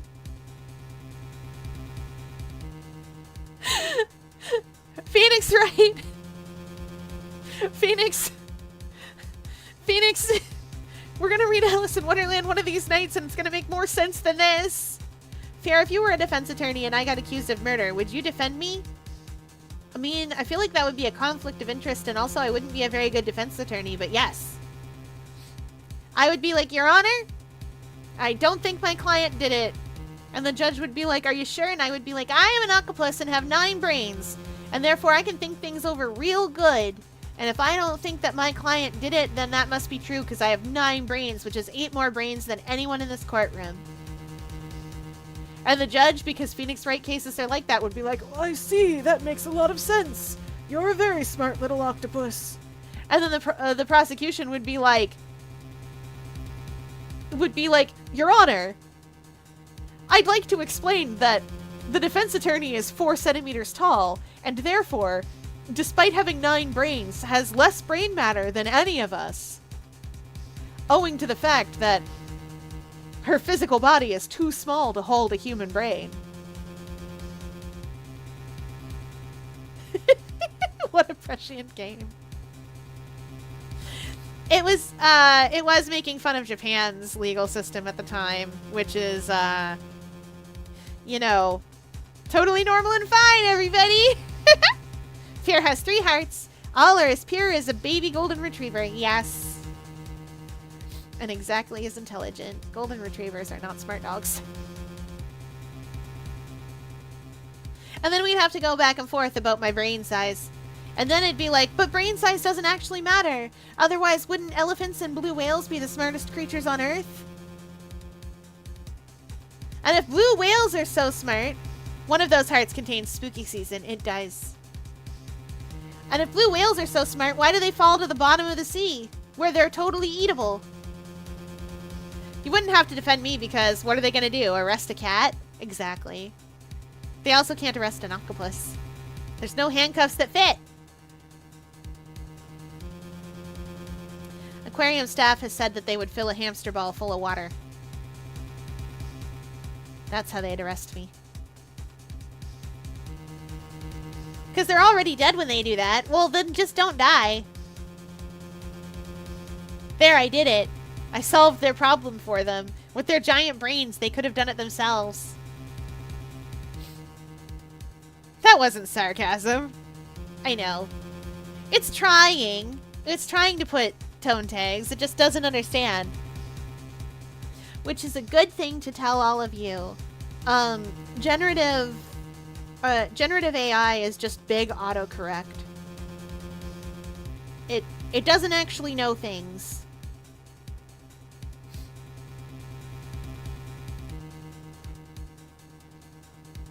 There's an old philosophy problem that thinks about that sort of thing. And it goes like this. If there's a person outside of a room writing on a slip of paper, and they're writing in a language that they're writing in their own language. In this case, we'll go with Chinese. Technically, it's called the Chinese room experiment. So if there's a person on the outside who's fluent in Chinese and writing in Chinese on a piece of paper, and they put that piece of paper into a slip on the door, and a few minutes later the door spits out a slip with the next part of a conversation. And it makes sense. The person outside is having a conversation. If the person on the inside has if you see these symbols in this order, go to this book and write out these symbols in that order and slip it out the door. That person is not having a conversation. And that's sort of how Gen AI works. It's a fancy form of hitting the middle predictive text on your phone. Yes. Yes, it is. But it's a form trained off stolen data. Usually. You can train it ethically by having people volunteer to help you or volunteer to write stuff out. You can train things ethically.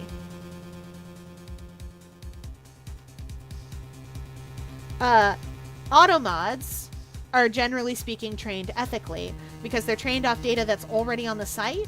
So they're trained off chat data by people who opted in.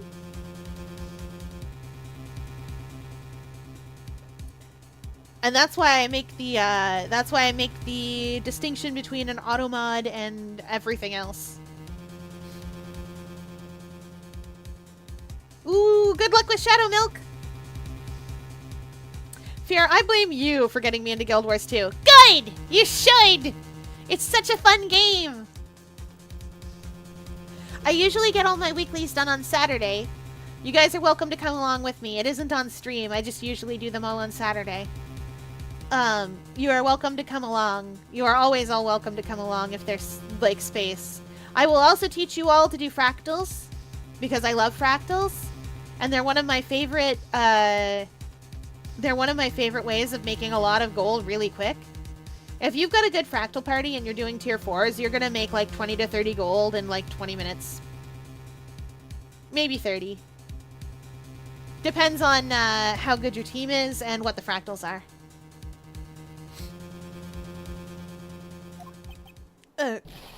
Wah!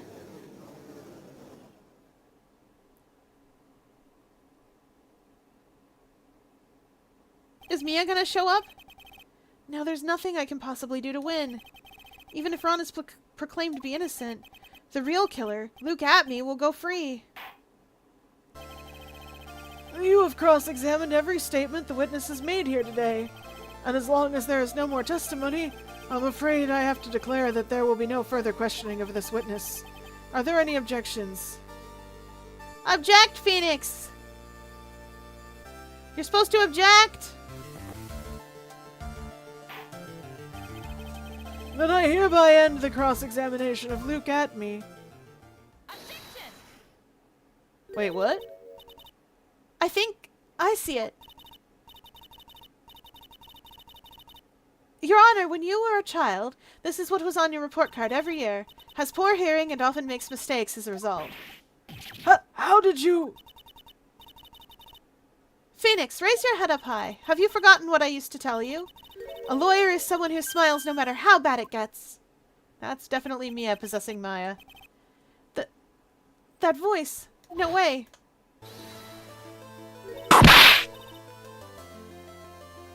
I done been mocked again.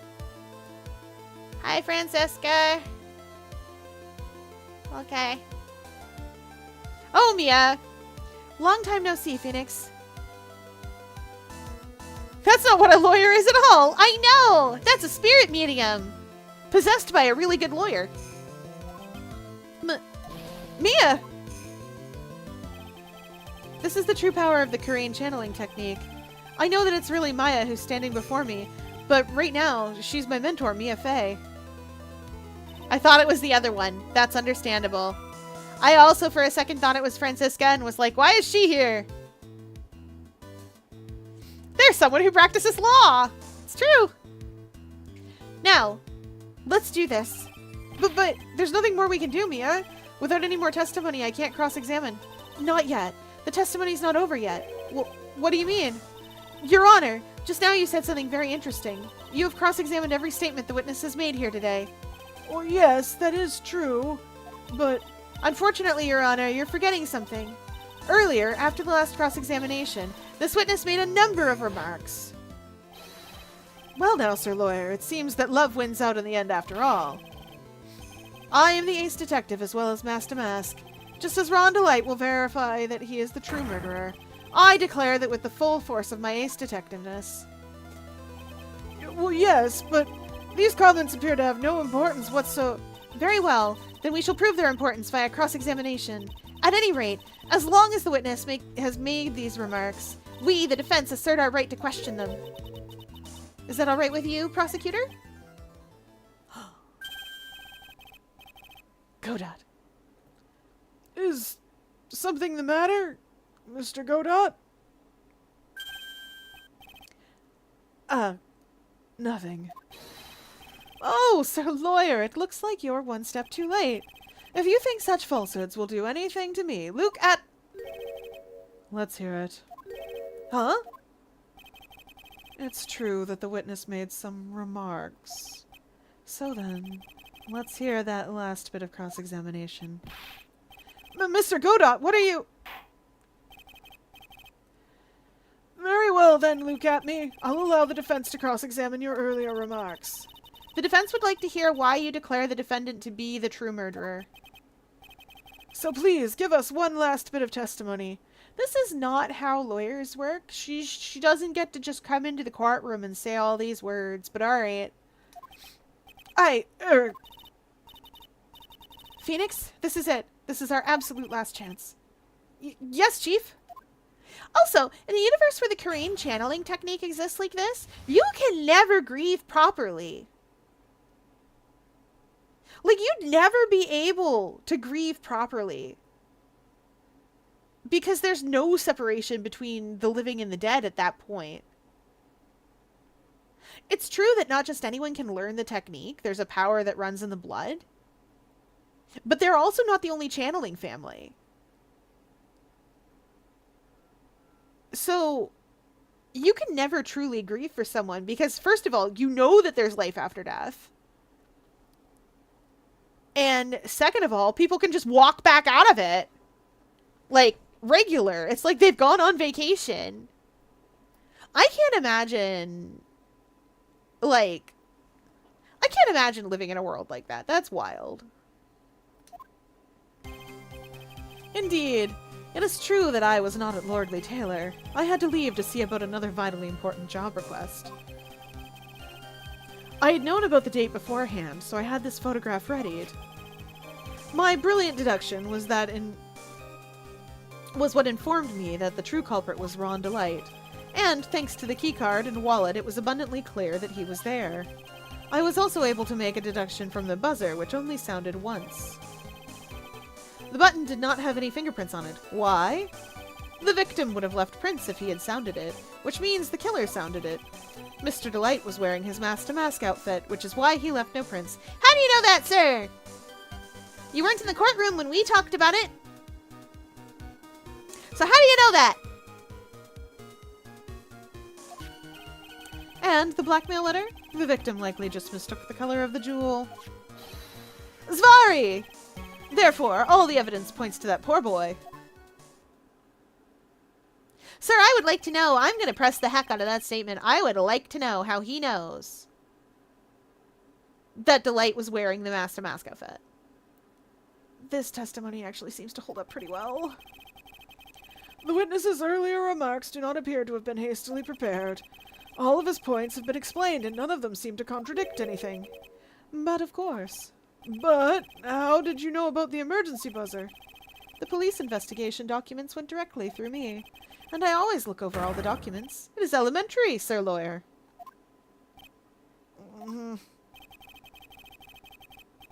Are you going to make even more trouble for us now, Sir Lawyer? I will not allow any of your usual shenanigans, Mr. Wright. Yes, Your Honor. We cannot postpone Luke Gatmy's trial any longer. This is your last chance. Hang on a sec. Just one chance? It seems that the party's about to begin. Well, Phoenix, there isn't any evidence that contradicts that with that testimony. So it would seem. What do you mean, so it would seem? Listen, Phoenix, pointing out contradictions doesn't always mean you have to present evidence, does it? At any rate, this is our last chance. If you can't point out a case-breaking contradiction, you lose. That's all there is to it. That is coffee number 18, Godot. Cup number 17. The last cup. You are a lying liar face. I counted. He's taking the average of 2.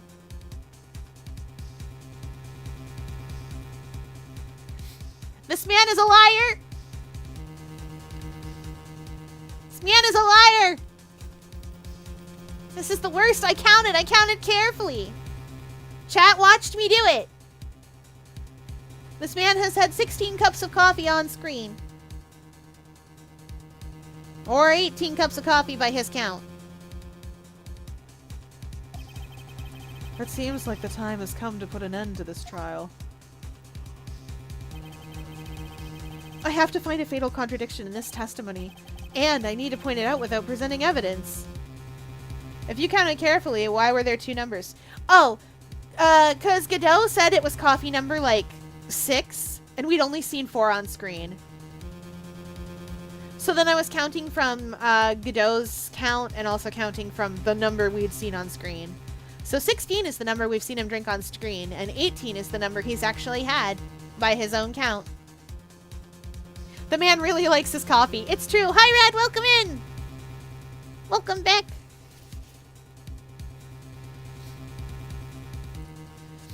We're doing the last of the Phoenix Wright games that have Phoenix in them, like as the main lawyer. I counted very carefully. I counted for Godot and all of it. TBH, if you drank that much coffee, would you be able to keep that count? I didn't drink that much coffee. Aquarium staff says coffee won't have the same effect on me as it has on humans, and they don't want to find out what effect it would have on me. But also sometimes they let me have energy drinks, so I don't know what they're talking about.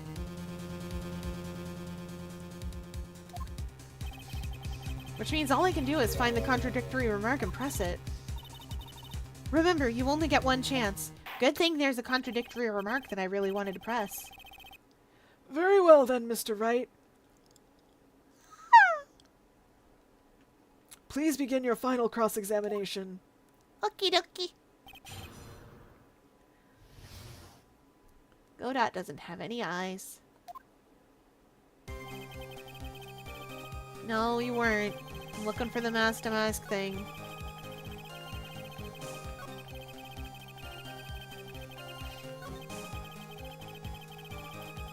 Yeah.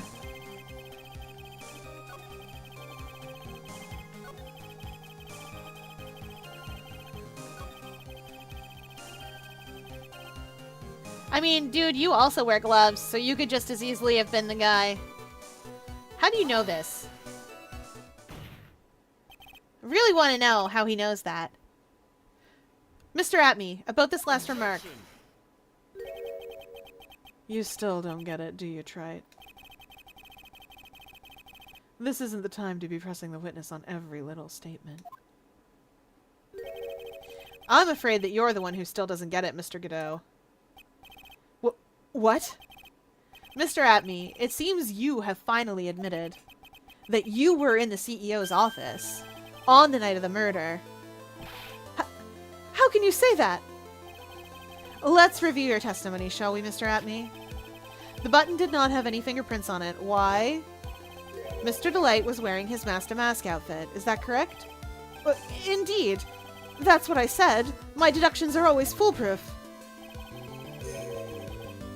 More like your deductions prove that you're a fool.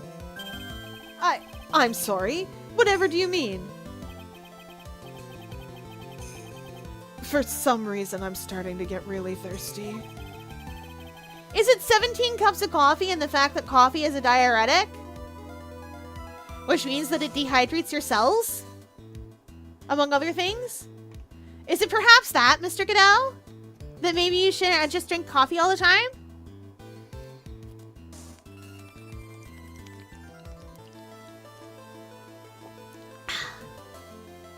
Thanks for the alert, Catoid! I shall be sure to paint defensively. Speaking of water all the time, we hydrate as chat demands. Body break. Anyway, Godot's bad at counting. Coffee finally got up to him. Exactly. And a big stretch. Thanks, Stretch. We'll do twists for the body break. 1, 2, 3, 4, 5, 6, 7, 8, 9, 10. Okay. When exactly did we learn the fact that Ron Delight was dressed as Master Mask when he went to the scene of the crime?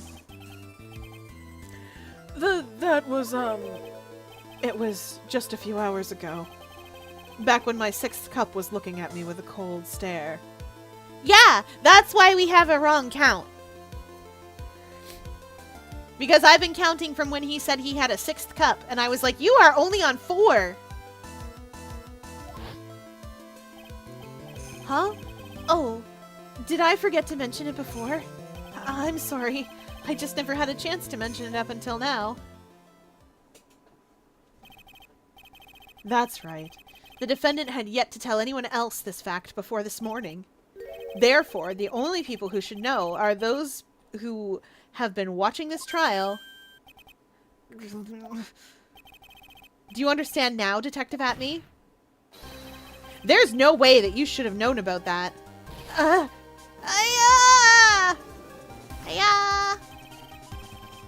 You were in the next courtroom being tried as Master Mask. So then enlighten us. Just how did you know about that piece of information? Well... Come on! This detective must have known about it. He probably had plenty of chances to find out beforehand. And it's those chances that I want to discuss next. That night, Mr. Delight was wearing his Master Mask outfit. There is one and only one way for Detective Atme to find this out. Only one? One way, you say? Please remember, if you will, Mr. Delight's testimony. When I entered the office, there was a suspicious shadow there. For a second, my client witnessed the real killer.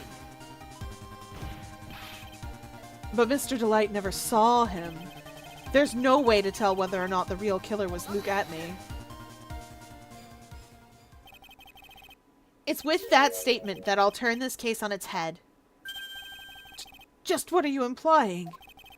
Mr. Delight saw the real killer, correct? Now, if you turn that statement around, it stands to follow that the real killer had also seen Ron Delight. Impossible.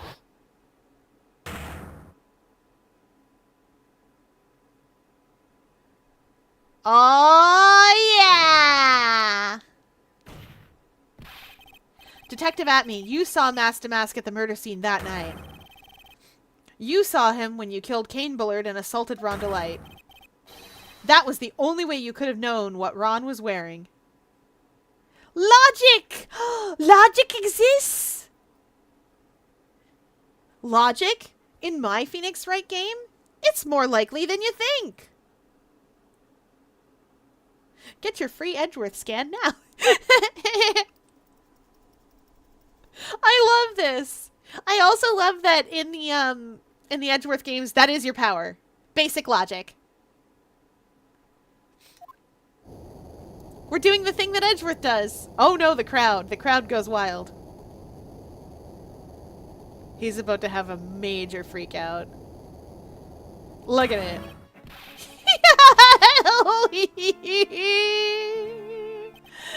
Take a good look, everyone. Unable to find a rival worthy of my genius, I was forced to create one by myself. Here I am, the tragic clown. That's the same line you gave yesterday. But I think there's a little more meaning behind it this time.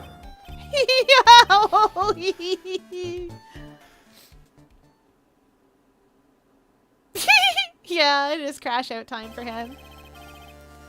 What an awfully complicated incident. Kane Bullard was blackmailing Luke Atme, who was in turn blackmailing Ron Delight. And upon killing his blackmailer, Luke Atme tried to frame Ron Delight. Certified crashed out. He sure did. Crash out means something really different to me. Well, not really, really different. But crash out used to mean that, like, if you were in university or something, or you were doing something, like, complicated or whatever, and someone asked, hey, how's how's Jimothy's internship at Glenjamin and Sons going? And someone goes, oh, he crashed out. What it means is that person did like super badly at it and they got fired. Or like, oh, how's Glenjamin Jr. doing at Yale? Oh, he crashed out, honey. It means like he failed all his courses and had to go home. But when y'all use crash out, you seem to mean like that, like a Phoenix Wright, like breakdown moment, which I kind of like, cause like that kind of is what crashing out was, sorta. Anyway, I get all excited when I see slang that I know change into something I don't know, and it's fun. I cannot wait for us to get to Act 5. Oh, and ESAT? Oh, yeah, we're gonna have a great time. He then claimed to be guilty as Master Mask in order to escape his true crime. And to that end, he came up with this plan, to use the double jeopardy rule when making his alibi. At any rate, it would seem we've finally found the truth. Excuse me. I came perilously close to besmirching the record of an innocent young man.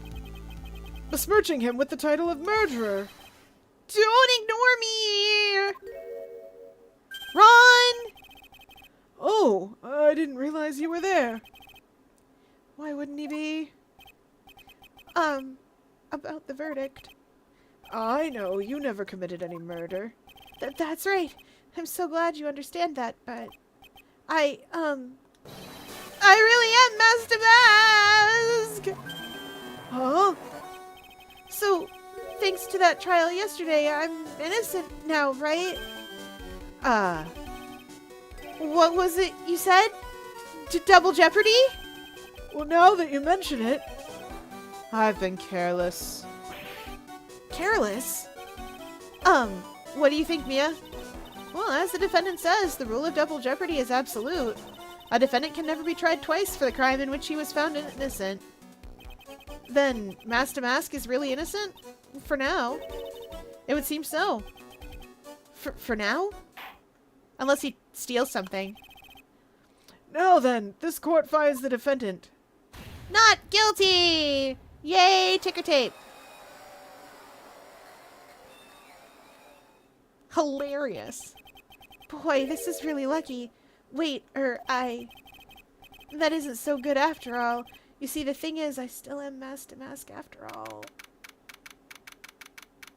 Ron's best friend is the Constitution! Yes.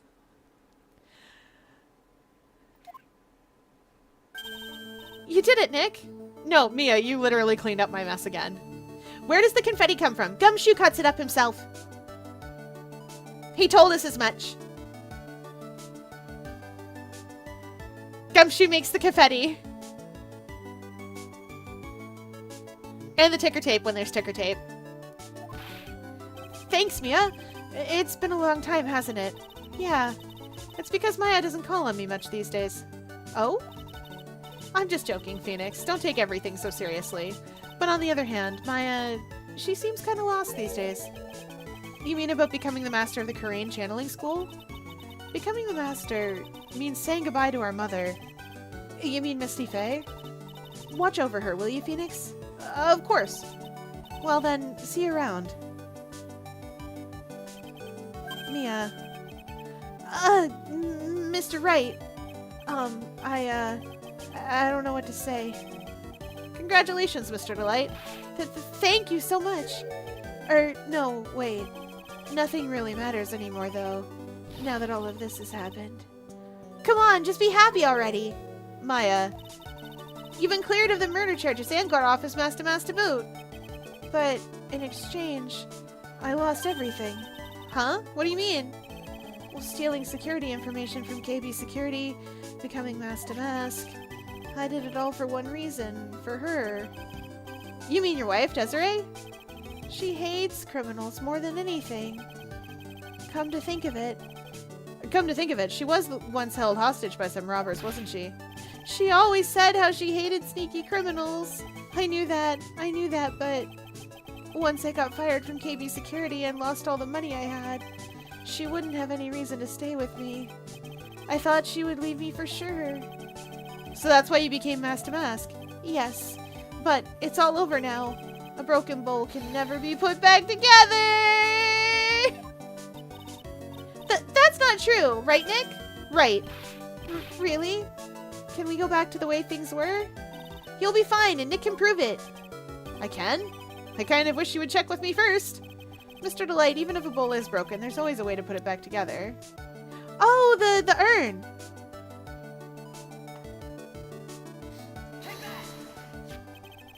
The sacred urn? Desi was the one who found this. Desiree, your wife. She always believed in you, Ron. Sorry about Agile. We're all sorry about Agile. That's why you'll be fine. You don't have to worry about anything. Ah, there you are! Miss Delight. You did it, Ronnie! You're innocent! I'm so happy! Thank you. I appreciate that, but, I suppose you don't want anything more to do with me, do you? Ronnie, why didn't you talk to me about what was going on? I had no idea you'd quit KB Security. I never imagined that you really were Mask to Mask either. Ms. Delight, what are you gonna do now that you know? You're not gonna really leave him, are you? Oh, come on, isn't it obvious? How could I ever let a wonderful man like him get away? After all, my bike's really fast. So fast that there's no way he could ever get away.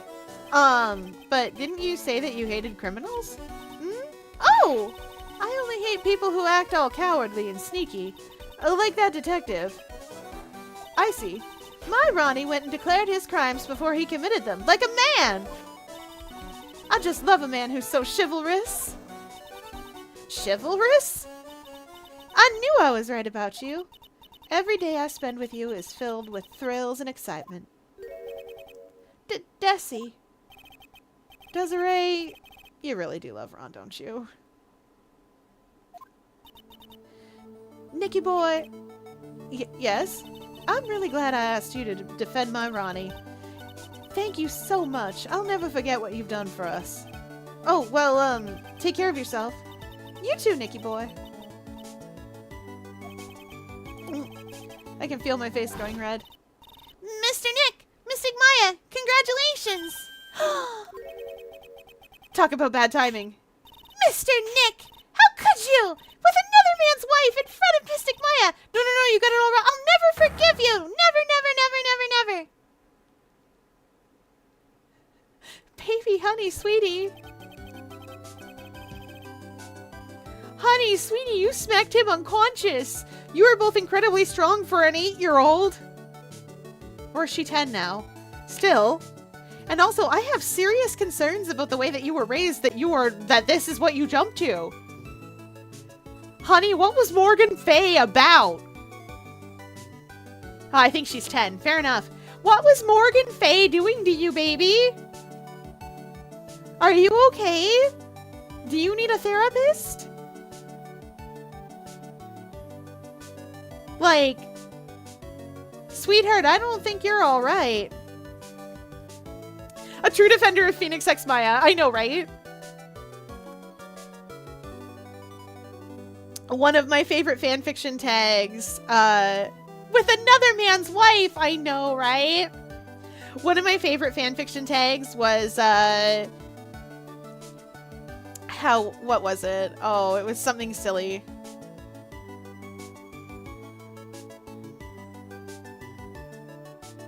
A bigger Phoenix Maya shipper than Pearl Faye. Which, like, real tough. So just as the case came to a close, so too did my consciousness. Who would ever do such terrible things with another man's wife? I love how the tags are infidelity and cheating. So good. Ron said a broken bowl can never be put back together, but I know that's not true. I mean, just look. Here's a perfect example of one that was put back together, even better than before. I love this.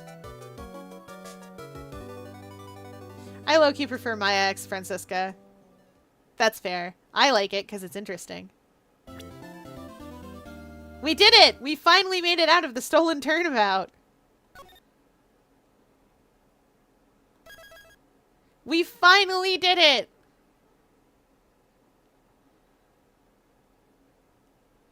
Yeah, it's time for a recipe a recipe.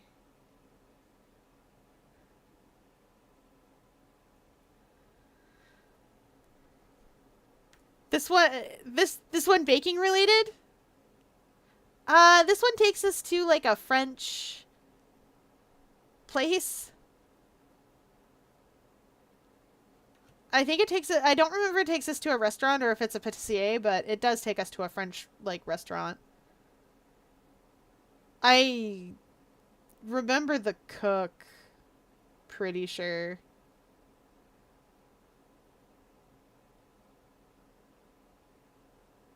I'm pretty sure I remember the cook from this one. Yeah, bonjour. Oui, oui, hon hon. That's enough! This court sees no reason to further prolong the trial. This case is extremely clear. I see no room for a misinterpretation of the facts. It wasn't me, I swear it wasn't me! The evidence and testimony we have seen and heard are conclusive. The victim was alone at the table when he drank from that poisoned cup. No, you're wrong! I know what I saw! I saw! I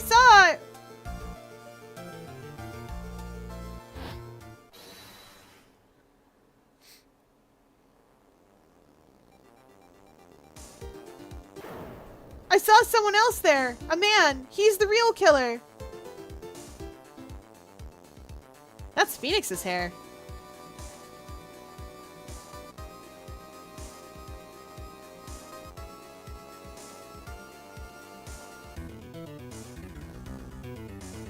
Why won't anyone believe me?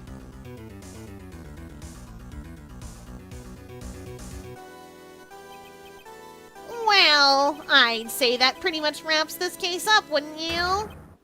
Mr. Wright? This court finds the defendant. Excuse me? The court is adjourned. Are we dreaming? We must be dreaming.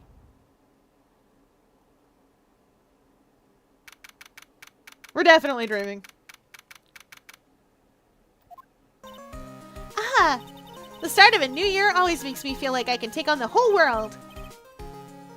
How'd you lose the case already? I don't know. Cutscene magic. Sadly, no confetti. There's never confetti when they're guilty. I bet it does, Maya. So, I've decided that our resolution should be Zavari! Take on the whole world! What do you think? Sure, whatever, Maya, but I think maybe you've made more than enough mistletoe cake.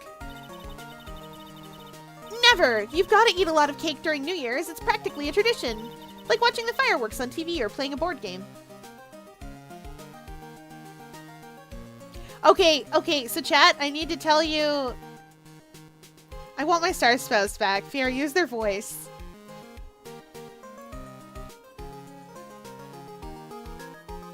Oh, what? You mean Loop's voice?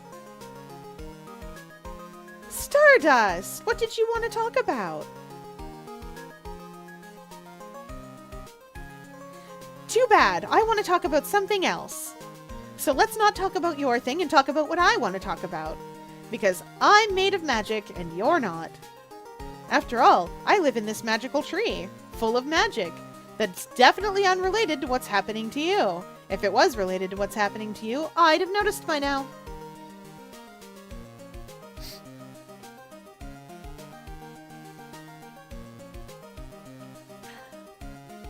But you'll never figure out what's going on.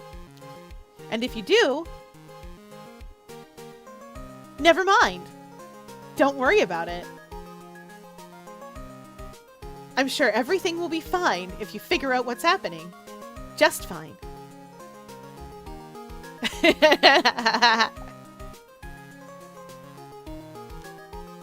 Alright, right. So, reason number 11 billion why I think Phoenix lives in this office and not an apartment.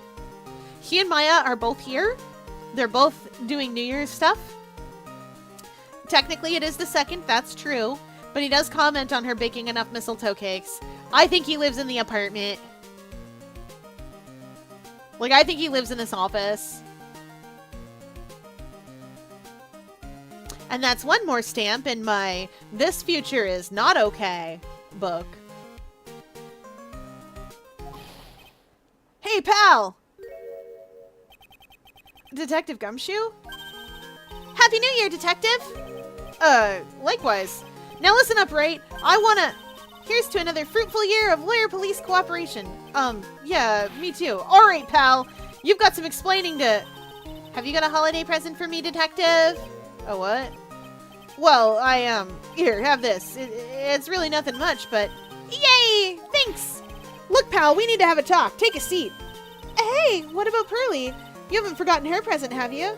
No, no. Are you doing this on purpose? Guess I'm busted. How did you like my first practical joke of the year? Very funny, pal. Now let's see how funny you think it is when I show you this. Ooh, what is it? A magazine? Hey, I want to see. Deadly poisoning brings guilty verdict. Defense attorney Wright trounced. Trounced? Let me see that. The defense attorney gave an almost childishly amateur performance yesterday. What the heck is this? Well, it's a report, pal, about you. Listen to this. Mr. Wright must take full responsibility for the ruling in this case. Well, and don't tell me you don't remember anything about it. But I don't remember anything about it. When was that issue from, anyway? December of last year, which I guess makes it last month. Which makes it old news, you mean? But I wasn't involved in any poisoning case in December. Valdeman's voice. I demand your nerd voice. Actually, I wasn't involved in any case last December. Not only that, my spectral toad is amazing, and I'm really upset that he's gone. So I'm gonna just research. I'm gonna research everything I can about these alchemists, so that we can find out where they are and what they're up to. I'm gonna find out everything I can for you. And I'm not gonna give up being a monster keeper. My spectral toad wouldn't want that. Welcome back, Will. We love Will in this house. Listen, as much as I give him the nerd voice, because he's got those Coke bottle glasses and he's really nervous and he likes to research more than he likes to do anything else. God, I want to punch that kid so bad. I love that kid. He is trying. He's very scared. All the time. You know who I want to put in the sun? Leonard.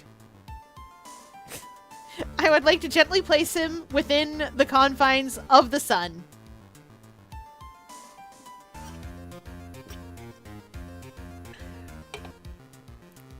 To be fair, none of those monster keepers are up to anything shady. Except that Leonard's kind of annoying. None of them are up to anything shady. I will tell you all that much. None of your spectral keepers are bad things. I just liked all three rival characters in that game. TBH, I didn't think Julia was a rival character.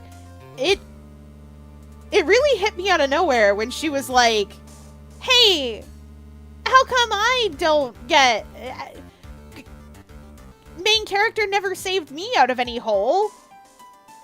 There was a nerd, a snob, and the girl. Yeah, that's true. I liked them I like them, but that's because I like Monster Sanctuary's characterization of people, in that there isn't very much.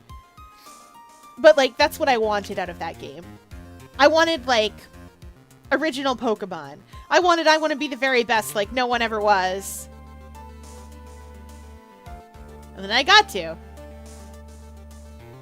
If you're doing that, can you put Presto the Robot in the sun too? Yeah, but he's pretty quick, so I'd have to catch him first.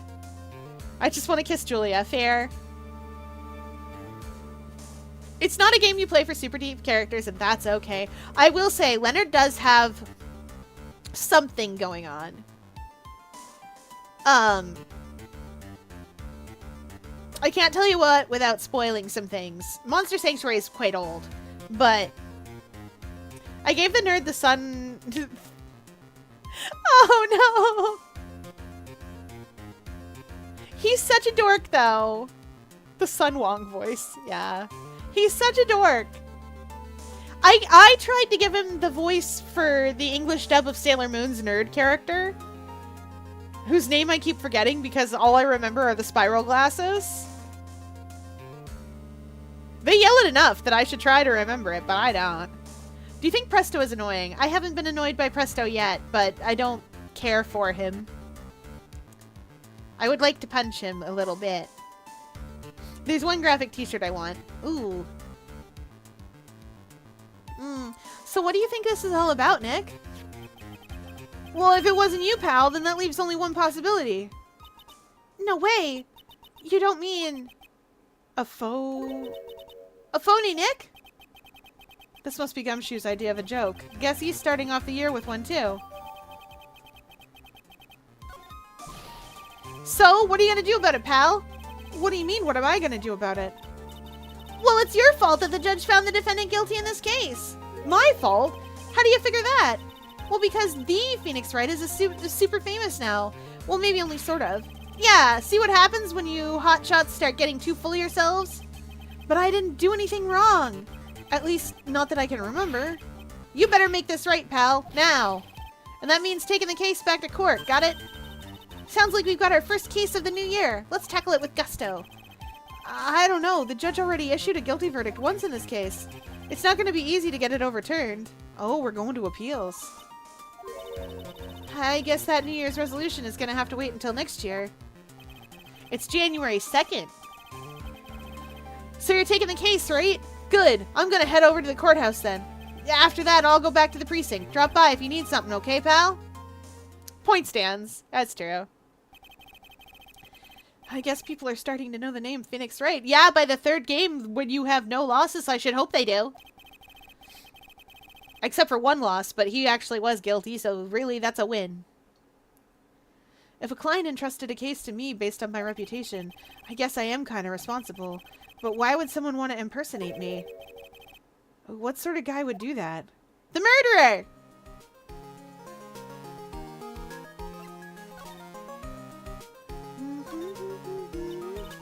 So what's our first move? I guess we go down to the detention center and talk. Wait a sec, Nick. This person's behind bars because of you. Whoever it is isn't going to be jumping at the chance to meet you, right? Bro had a 7-0 record before On Guard. Of course he's going to be famous. Yeah, right? Hey, let's get one thing straight. It wasn't me. It was a fake me that did this. Speaking of Yeti, they have Mega Man stuff! Ooh. I have a need. This music is from Phoenix, right? I always thought it was from Pokemon. Surprise! It does sound very Pokemon. Like, this absolutely sounds like it's from one of the big cities in Pokemon. Like the big middle city that you always have to come back to kind of thing. I wonder if he looks exactly like you. You're phony. Zin Eop, I mean. I hope not. Now what kind of name for an evil double is Zin Eop anyway? They took the characters of Phoenix's name and reversed them. This is the best they could do in English.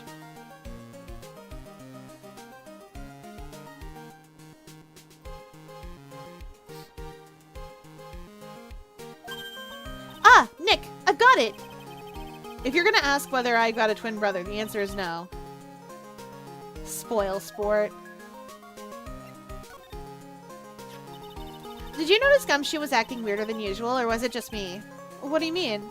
Oh, I mean, he was really worked up. Like a guy who's just found out he's going to be a dad or something. Yeah, I guess he was acting kind of strange. Maybe he realized he's got strong feelings for you, Nick. Oh no! The fan fictions!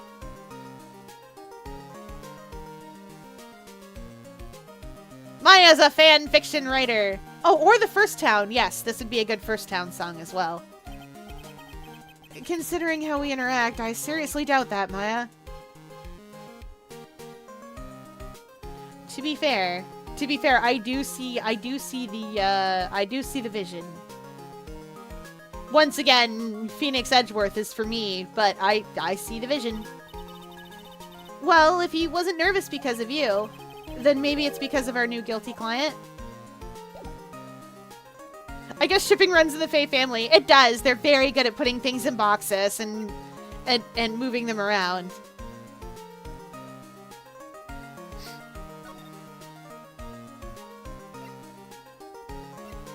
Let's see. Let's go see our new client.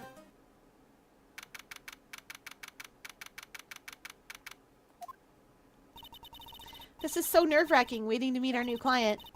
I wonder just what kind of person you tricked and got found guilty. Keep it down, Maya. That kind of talk could ruin me. Ah!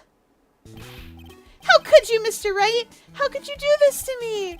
They put me in solitary. I haven't been able to stop crying. Aren't you?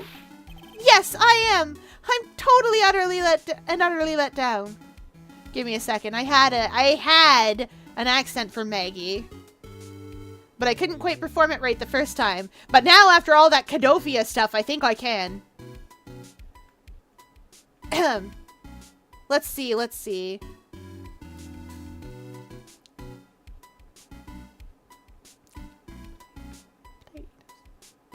Yes, I am. Oh, I'm totally and utterly let down. Are you?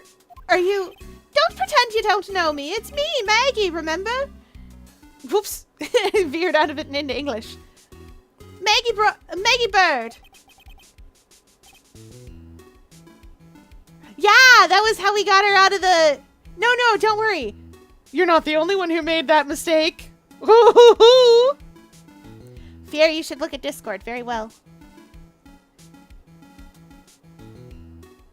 You're not. There's dumber criminals than you.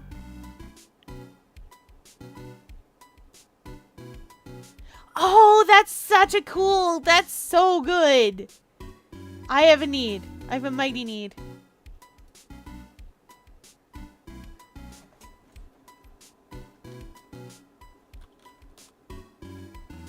I have a mighty need. It does. It looks really cool.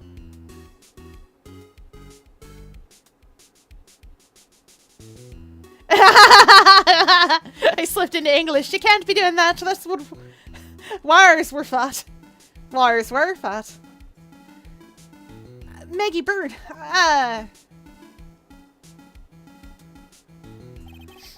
Maggie Bird. She's the policewoman I defended that one time. She was accused of murdering her lover. He was a cop too. I'm both fine and normal about Mega Man. You know this. I do. What are you doing in here? Didn't I get you acquitted? Oh, sure. Hang on. I gotta do this the long way.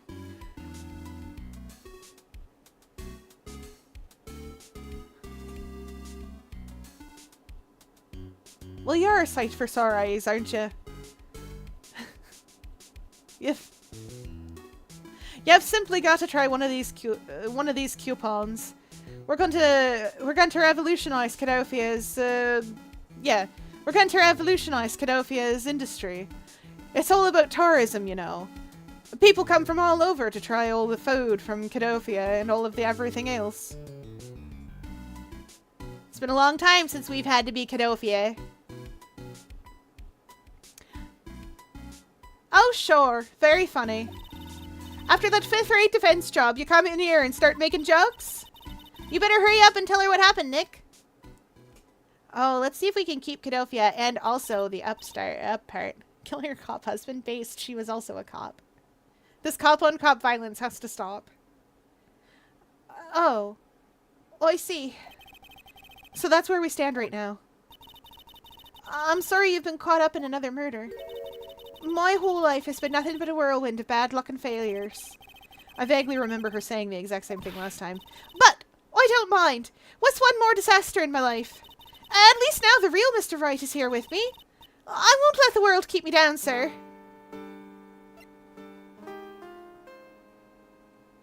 No, it doesn't.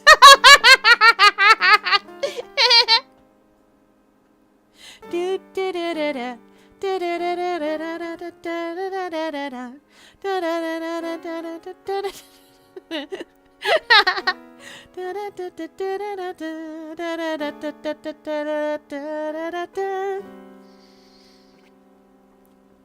song is called Call a Cab. I'm not singing any of the lyrics on stream.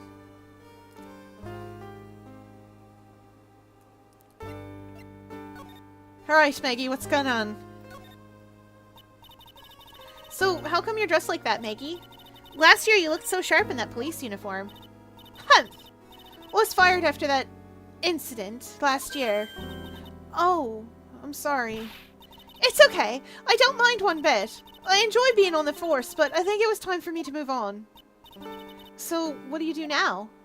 In the second act of The Life of Maggie Bird, I'm playing the role of waitress. A waitress? Yes, in a French restaurant. It's a small place, but it's quite fashionable. My charming smile and shapely figure came through for me. And the owner, Mr. Armstrong, hired me straight away, sir. And then you got into this mess straight away, right? Yeah, you could put it that way. This is a good theme. Good night, Catoid! This whole mess started on the 3rd of last month, and it happened at Très Bien. Très Bien? Yes, it's a restaurant where where good service and a friendly smile are always included. Oh. There were 2 men at the table, both drinking coffee, and then...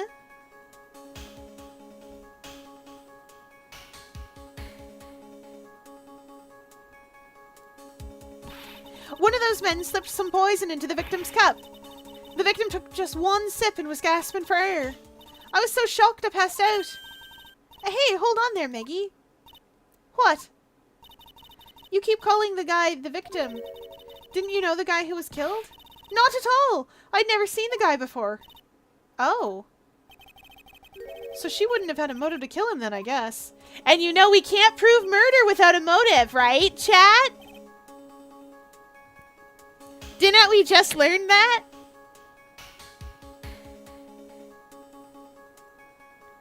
Maya would be adorable in a meat outfit. And the other man, the killer, you saw him, right? Well, of course! A good waitress must be attentive to the clientele. So you saw the killer, but you were found guilty of the crime anyway? How come? You tell me, Mr. Wright! Ah, I guess the answer to my question was my phony. Anyway, she saw the killer. Better see if I can get a description of the guy. So if you saw the murderer, why were you still convicted? Well, because no one else saw. Say what? The other man. The one who put the poison in the victim's coffee. Everyone testified that way. Mr. Armstrong, the customer, everyone. The victim was sitting alone at his table the whole time. So how is that possible? I don't know. But nobody, not one person, would believe me, sir. Even Phoenix Wright, my one last hope for a fair trial, failed me. What a pathetic defense! My granny could have done a better job. Look, that wasn't me, okay? And then, they found something a bit incriminating in my apron pocket. What? A small bottle. A poison. What? Poison? It was in your pocket? Well, I passed out when the victim collapsed. The killer must have slipped the poison into my pocket while I was unconscious. That does make sense. Welcome in! We hydrated at the hands. Ah! Body bang. Jump scared.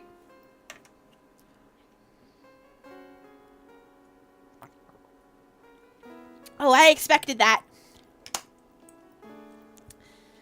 And a big stretch. Ah. And for body break, crunches. 1, 2, 3, 4, 5, 6, 7, 8, 9, 10. Ooh, an unfun fact.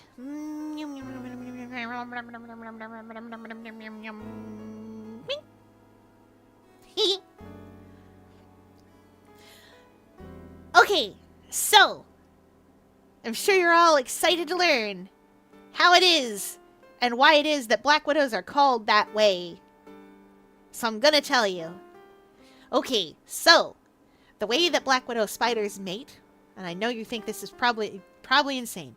The way that Black Widow spiders mate is that the male spider spins a web, and then holds it, spins a sort of squarish-looking web, and holds it in his front feeties, sort of. It's complicated.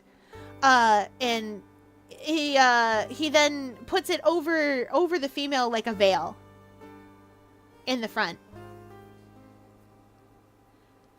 And he, like, tries to sort of, not exactly lasso her, but lasso her a little. And that is how they do that, and why they're called Black Widows. They also have a tendency to eat their mates. You know. So, you gotta. You gotta do something. The only cops that get fired are the ones proven innocent. What a prescient game. Oh no. Yeah! I think it's neat.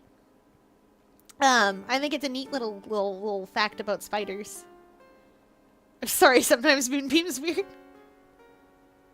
It's okay. And no one else saw this other guy? No, sir. That's what everyone said, but I don't see how they could have missed him. I think the praying mantis eats their mate too. Kind of. The praying mantis will eat their mate when they're in lab conditions and observed because they're nervous. They only do that when they're scared, and they don't do that on purpose. Left alone out in the wild, that's not a thing they do. Generally speaking, unless there is a predator nearby, in which case, yes, they do.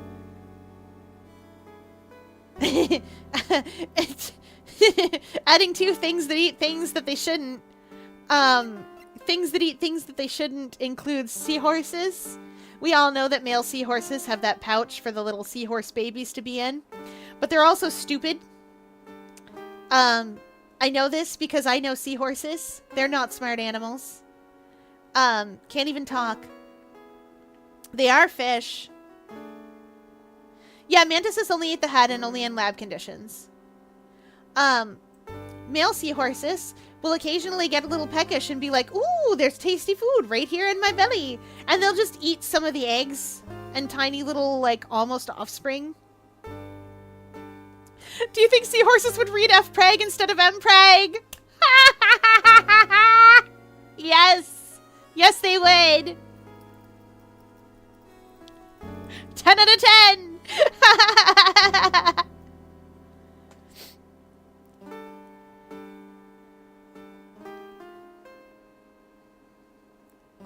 Are we talking about the seahorses? Is it the seahorses? Or the spiders? Or in general? I'm so sorry. Male seahorses, not smart animals. Yeah, joke was 10 out of 10.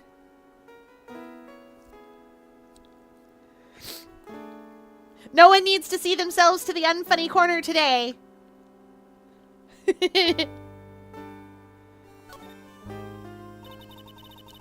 Oh, I was the one who took the coffee to the two men. Oh? And what was your impression of them? Well, when I first saw them, I kind of thought they might be in the music industry. In music? How come? Well, one of them had some sort of earpiece and an emo musician's look about him. And there was a sample CD on the table, sir. An earpiece and a sample CD, huh? Did you get a good look at that CD at all? Well, it had a band's name written on it. Oh, I think it was MC something. They must have been preparing for their debut, I guess. So it was a band CD. Maybe a promo disc? It was definitely not. Maybe it was MC Screwdriver. Get serious, Maya. Would you buy the CD of a group named that? That's a real group. Oh, you're right. There's a new T-Mag episode. I didn't even listen to it. Out early. Wait, hold on a minute. You're right. It's only Wednesday. I usually listen to it sometime tonight before it comes out on Thursday. How did it get on YouTube? I know exactly how it got on YouTube. Kickstarter people. Okay, so I'm going to tell you guys something. I'm going to tell you something important. If you have early access to a piece of media, especially a piece of media like Magnus or something. Oh, okay, posted officially. Okay, I'm still gonna tell you a thing anyway. If you have early access to something, here's the thing. I never begrudge somebody but for sharing early access stuff with their friends. That's normal and fine. I begrudge somebody for uploading it. Oh, it was a belated April Fool's post. Okay, alright, we're good. Whew! Oh, so scared somebody was uploading them. It's 2 days. Fear, send me to the death corner. No. Because in that corner I would put Thanatos and Manny Calavera.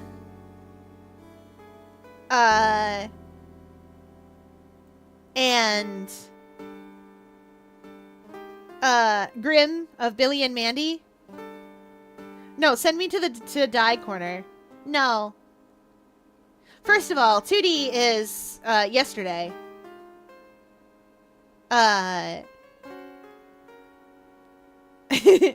First of all, 2D is yesterday. And second of all, no. Can I go in the death corner? Yes. Yes, I think the great and terrible Necromage belongs in a corner with all the other death representations. That's fair.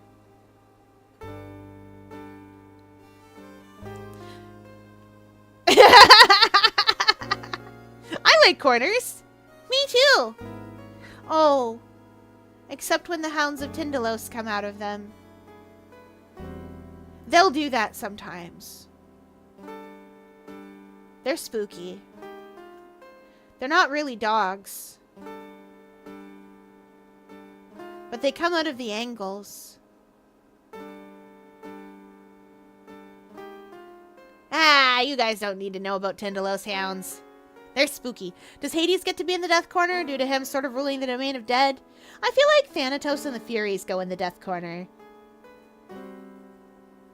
It depends on the version of Hades.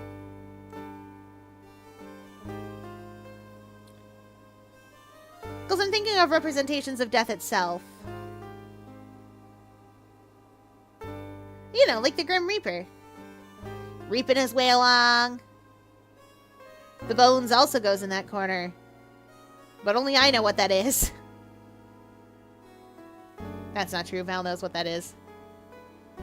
I am editing the proper draft. And then I'm going to hand it off to Mint and be like, read this thing and tell me it doesn't suck. And then I will believe that it's good. And then I'll hand it off to all of you to tear apart. I'm gonna head off. Thank you! I will have a good rest of stream for the next, 13 minutes of it. Get serious, Maya. Would you buy a CD of a group named that? Yes. What was the name of that group again? MC Hexo? No, MC... And what about the killer? What did he look like? Well, I don't really remember. Only that he was a young man, well built like the victim, really.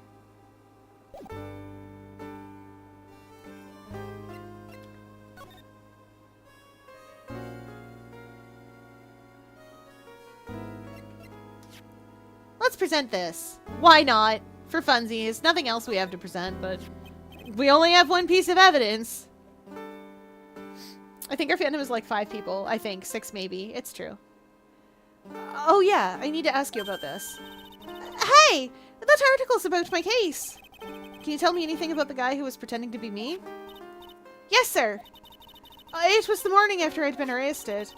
I met you in the visitor's room here, and you were wearing one of your super sharp suits. Me? Yes, you, Mr. Wright. Ugh. Hey, Maggie! Was my evil double AM there too? No. I don't remember if only you, Maya. Necro hasn't actually read it, but I have told him of parts of it. He's the reason they're called scroungers instead of just being normal zombies.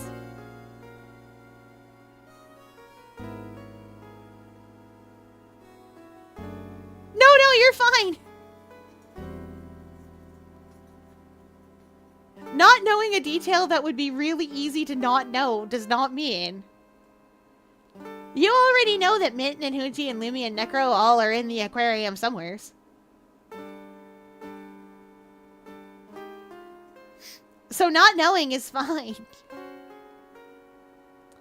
Oh, it would have been so cool. Then you got really worked up and passionate. I'm gonna get you cleared of this crime, you said. Okay, I get the picture. But you've met me in person before. So how come you didn't realize this guy wasn't the real me? Well, I guess, looking back now, it was a little strange. Only a little? Well, okay, so you were a bit taller than normal, but you looked a bit shady. And your voice was a bit weird. Oh, and you had this kind of funny accent, and... So the guy was nothing like me then. But he had your spiky hair and blue suit. Is that all it takes for someone to imitate me? How about everyone else in the courtroom, like the judge and the observers? Didn't they realize he was an imposter? Well, everyone had these big question marks on their faces, but it seemed that no one wanted to say anything, sir. This case just keeps getting weirder and weirder. Mr. Wright, do you think it's possible to get a retrial? Probably. The court ruled in the absence of a genuine defense attorney, so we should be able to get a retrial. Mr. Wright? Do you think we'll win next time? Sir? My life has been a full course meal of bad luck, complete with a defeat for dessert. Since I was 6 months old, when I fell from the 9th floor of my apartment building, I've been hit by all sorts of vehicles, gotten sick from all sorts of foods, failed at almost every test I've taken, experienced almost every kind of disaster. I even landed a phony lawyer when I had the misfortune of being accused of murder. But I will survive, because Maggie Bird always lives to fight another day. And one day I'll find it. Just you wait and see, sir. I'll find that one single moment of good luck. Ugh. Zinni Up is gonna pay for this. 9th floor and she lived. That is lucky. I know, right? Well, what are you staring at me like that for? But Maya's right. Whoever it is that thought it was a good idea to use that name and get an innocent girl convicted of murder had better watch out. We'll find him. Don't you worry. We'll get Zinni Up for you. Thank you. Oh, I'll tell you where Très Bien is then. Right, the restaurant where the murder took place. Yes, sir. When you go, please tell Mr. Armstrong I said hi. Sure. All right, Nick. Let's go check out this restaurant and its food. That's where we're going.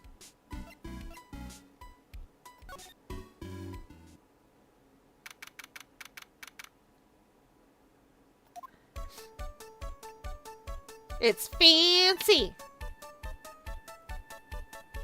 What's that? Wow, look at this place. Look. More like smell. What is with the suffocating scent of flowers in here? Then again, girls like that kind of thing, right? Actually, I'm not all that into it. No one's coming to seat us. Maybe there's no one here. Don't be silly, Maya. This is a restaurant and it's open for business. Hello? Anyone here? I don't believe it. There really isn't anyone here. Perfect. Let's get intrusive. If there's no one here, we can take anything we want. Yeah, I suppose we can. Oh, Phoenix! Don't encourage her! First things first, though.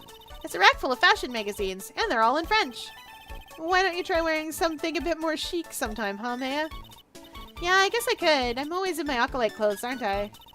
It'd be fun to wear normal clothes every now and then. There's something stuffed in behind the rack. Looks like a sports paper to me. Hey, look at this! Someone scribbled a little doodle on one of the pages. MC Bomber. And 1, 2, 3, 4, 5 zeros. $100,000? Maybe? I wonder what MC Bomber is supposed to be. This paper. It's from December 3rd. This paper's from the day of the poisoning. What? A paper from the day of the murder. This has got to be a clue. I should see if I can find out some more about this paper. Well, in the meantime. Look at all the little trinkets tucked away in here. I bet Mr. Armstrong collected all of these personally. Let's see. A bouquet of flowers, some potpourri, and look! Fine bone china cups. I never knew you were so cultured. Come on, Maya. This is common knowledge.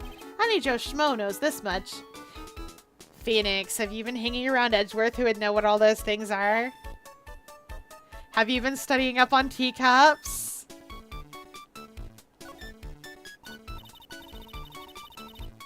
Fair, I would die happily in there. I'm more into sweet smells like strawberry, vanilla, and sugar. I like teacups. Me too. Look, it's one of those magical boxes that spits out money. You know, you're the only person who would ever describe a cash register in that way.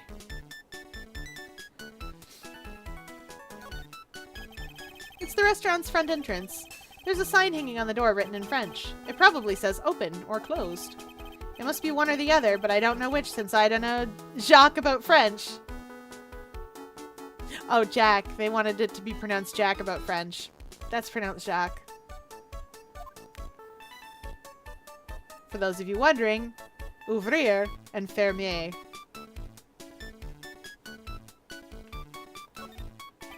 No clues here. Aw. Abandoned lime, brace tea. Okay. What do you mean, no K? Steph? What do you mean, no K? You can't just jam two words together and call it a new word.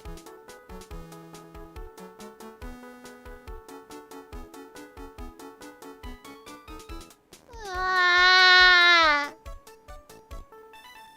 They are listing off words that have been jammed together to make brand new words.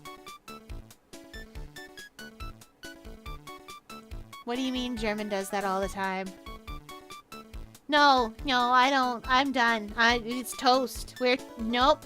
9 brains. None of them good enough for that. Yes, you can. It's called wordsmithing. I'm forging new words all the time. Oh no. Oh no. Oh no. Why is English like this? Oh wait, I know why English is like this.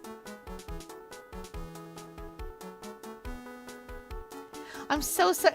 English speakers and non-English speakers trying to learn English, I'm so sorry, English. I'm sorry about it. I didn't invent it. But I'm sorry about it.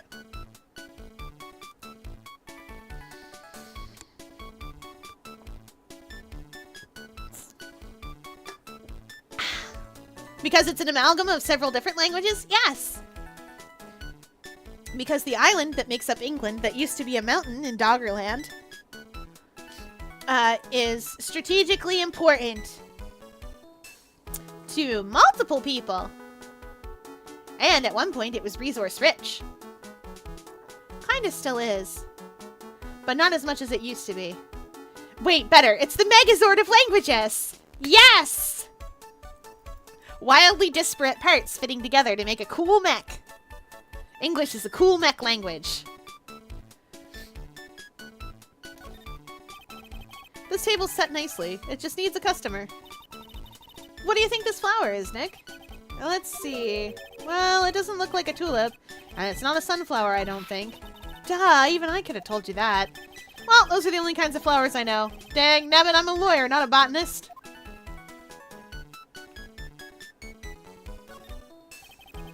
This must be the table where the murder occurred. Just blame the British for it and move on. I think we can blame the Albionians. Wait, Albionese? I can't remember how the game decided that went. I know Albionian is the language. I feel like Albionese is the people. Do you think Mint can teach me flower language? Absolutely. Mint made a spreadsheet for us.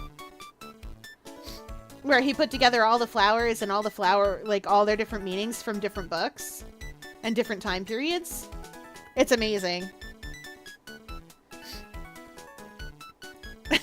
I can just get you the spreadsheet. You mean Albanian, like the country of Albania? No, in Case of the Golden Idol, and its sequel, Rise of the Golden Idol, instead of calling England England, they call it Albion, which is a very old name for England.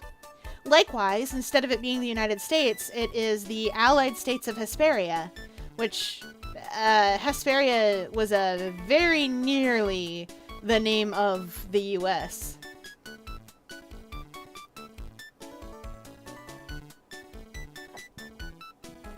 Yeah, it's a really neat alternate history. So, right, you weren't here for Case of the Golden Idol. It's a really neat alternate history. So you know how people are always like, ooh, ancient Atlantis and their secret crazy technology. In Golden Idol, you actually see a world where there really is secret crazy technology from an ancient place called Lemuria. And the thing about Lemuria is that in the modern day, the sequel game takes place in the 1970s. There are museums with ancient Lemurian tech in them that people have discovered. Which is what we would expect to see if there was a secret advanced society that had amazing and ancient technology that we don't know how it works anymore. I know, right? Lemuria never gets mentioned or used. They went with Lemuria instead of Atlantis, and I'm super excited about that. For those of you that don't know, Lemuria is another one of those, like, ooh, secret island continent thingy that isn't real.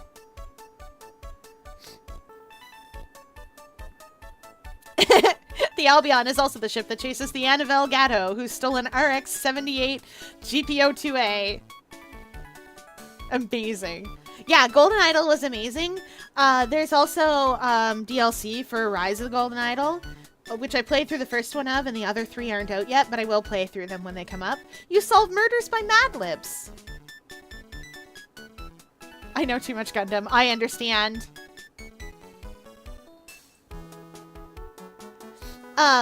But yeah, the TBH, wouldn't Atlantis be in the Mediterranean or Atlantic or the Pacific? It should, by its description, be somewhere in the Mediterranean. If it existed.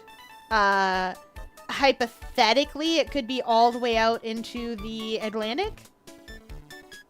But that wouldn't make a whole lot of sense. Although, Disney does go with the idea that it's out in the Atlantic somewhere by Iceland. Which is an interesting idea. Although, not really correct. Because Atlantis isn't real. Neither's Lemuria. But yeah, the main countries in Golden Idol are Albion, Ash, the Allied States of Hesperia.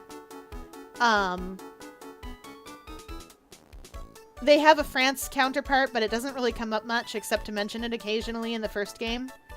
Then there's Lanka, which is sort of standing in for India, Sri Lanka, and that whole general area of the world. And of course Lemuria, which is standing in for itself. Which is neat. TBH, wouldn't Atlantis... yeah, it's real in my heart. I know. I'm from the ocean. If there were any secret, super advanced cities that sunk into the sea, I would tell you all about them. I'm sorry Atlantis isn't a real place. It would be really cool if it was. I watched Disney's Atlantis when I was little and loved it. It was formative for me. I also wish things like Lemuria were real, because they're cool. We do have real sunken places, though, like Doggerland. You guys know what's cool? The place where England is, that's the tippy-tip top of Doggerland's highest mountain. The rest of it's underwater. That's a real sunken city. Area. Not really a city. It's a real sunken place. You can actually do underwater archaeology to it and find cool stuff. There's a Mini-Minute Man video on Doggerland, and a couple of other folks chipped in to talk about it too, and it's really neat. I think it's cool. If you're me, you can go swimming there because it's underwater. Well, okay, if staff would let me out to go swimming there. That's what I thought. Wow, I done been bunked. Oh. Yeah, of course. Milo's hilarious. And I admit, I don't know a lot about geology, and like, I know about the sociology, like historical sociology. But I don't know a lot about the geography of things. So it's really neat to listen to somebody who has a different perspective on studying the past and stuff.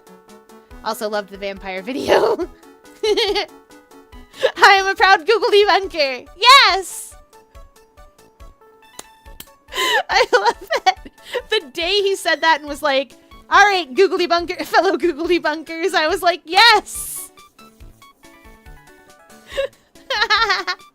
I know, I'm coming. High recommendation. He's amazing. That's also how I found Lindsay Nicole and her shenanigans about aminals that nobody talks about. Oh, right. Guess that's why it has all this police tape around it. One sec. And that stain must be from the poison coffee. Don't go licking the tablecloth, okay, Maya? Why would I lick it? I'm not a cat, you know. Then why can I picture you doing just that? Okay, now we can save. Now we can save. How about the octopus lady? Oh, yes. There's also Sarah McAttack over on Tumblr. Anyway, it is now closing time, and we hope you enjoyed your visit to the octopus enclosure. It is time for us to go on a little adventure. If you're with me on Twitch, that's what we're doing. If you're with me on not Twitch, that's not what we're doing. Over on YouTube and Moonbeam, you're on your own. Here, though, let's go find somebody to go visit.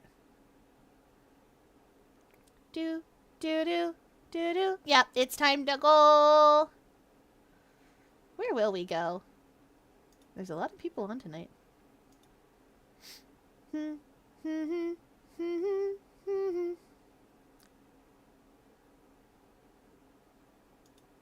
know what? Let's go see Beat. Beat's playing Dead by Daylight.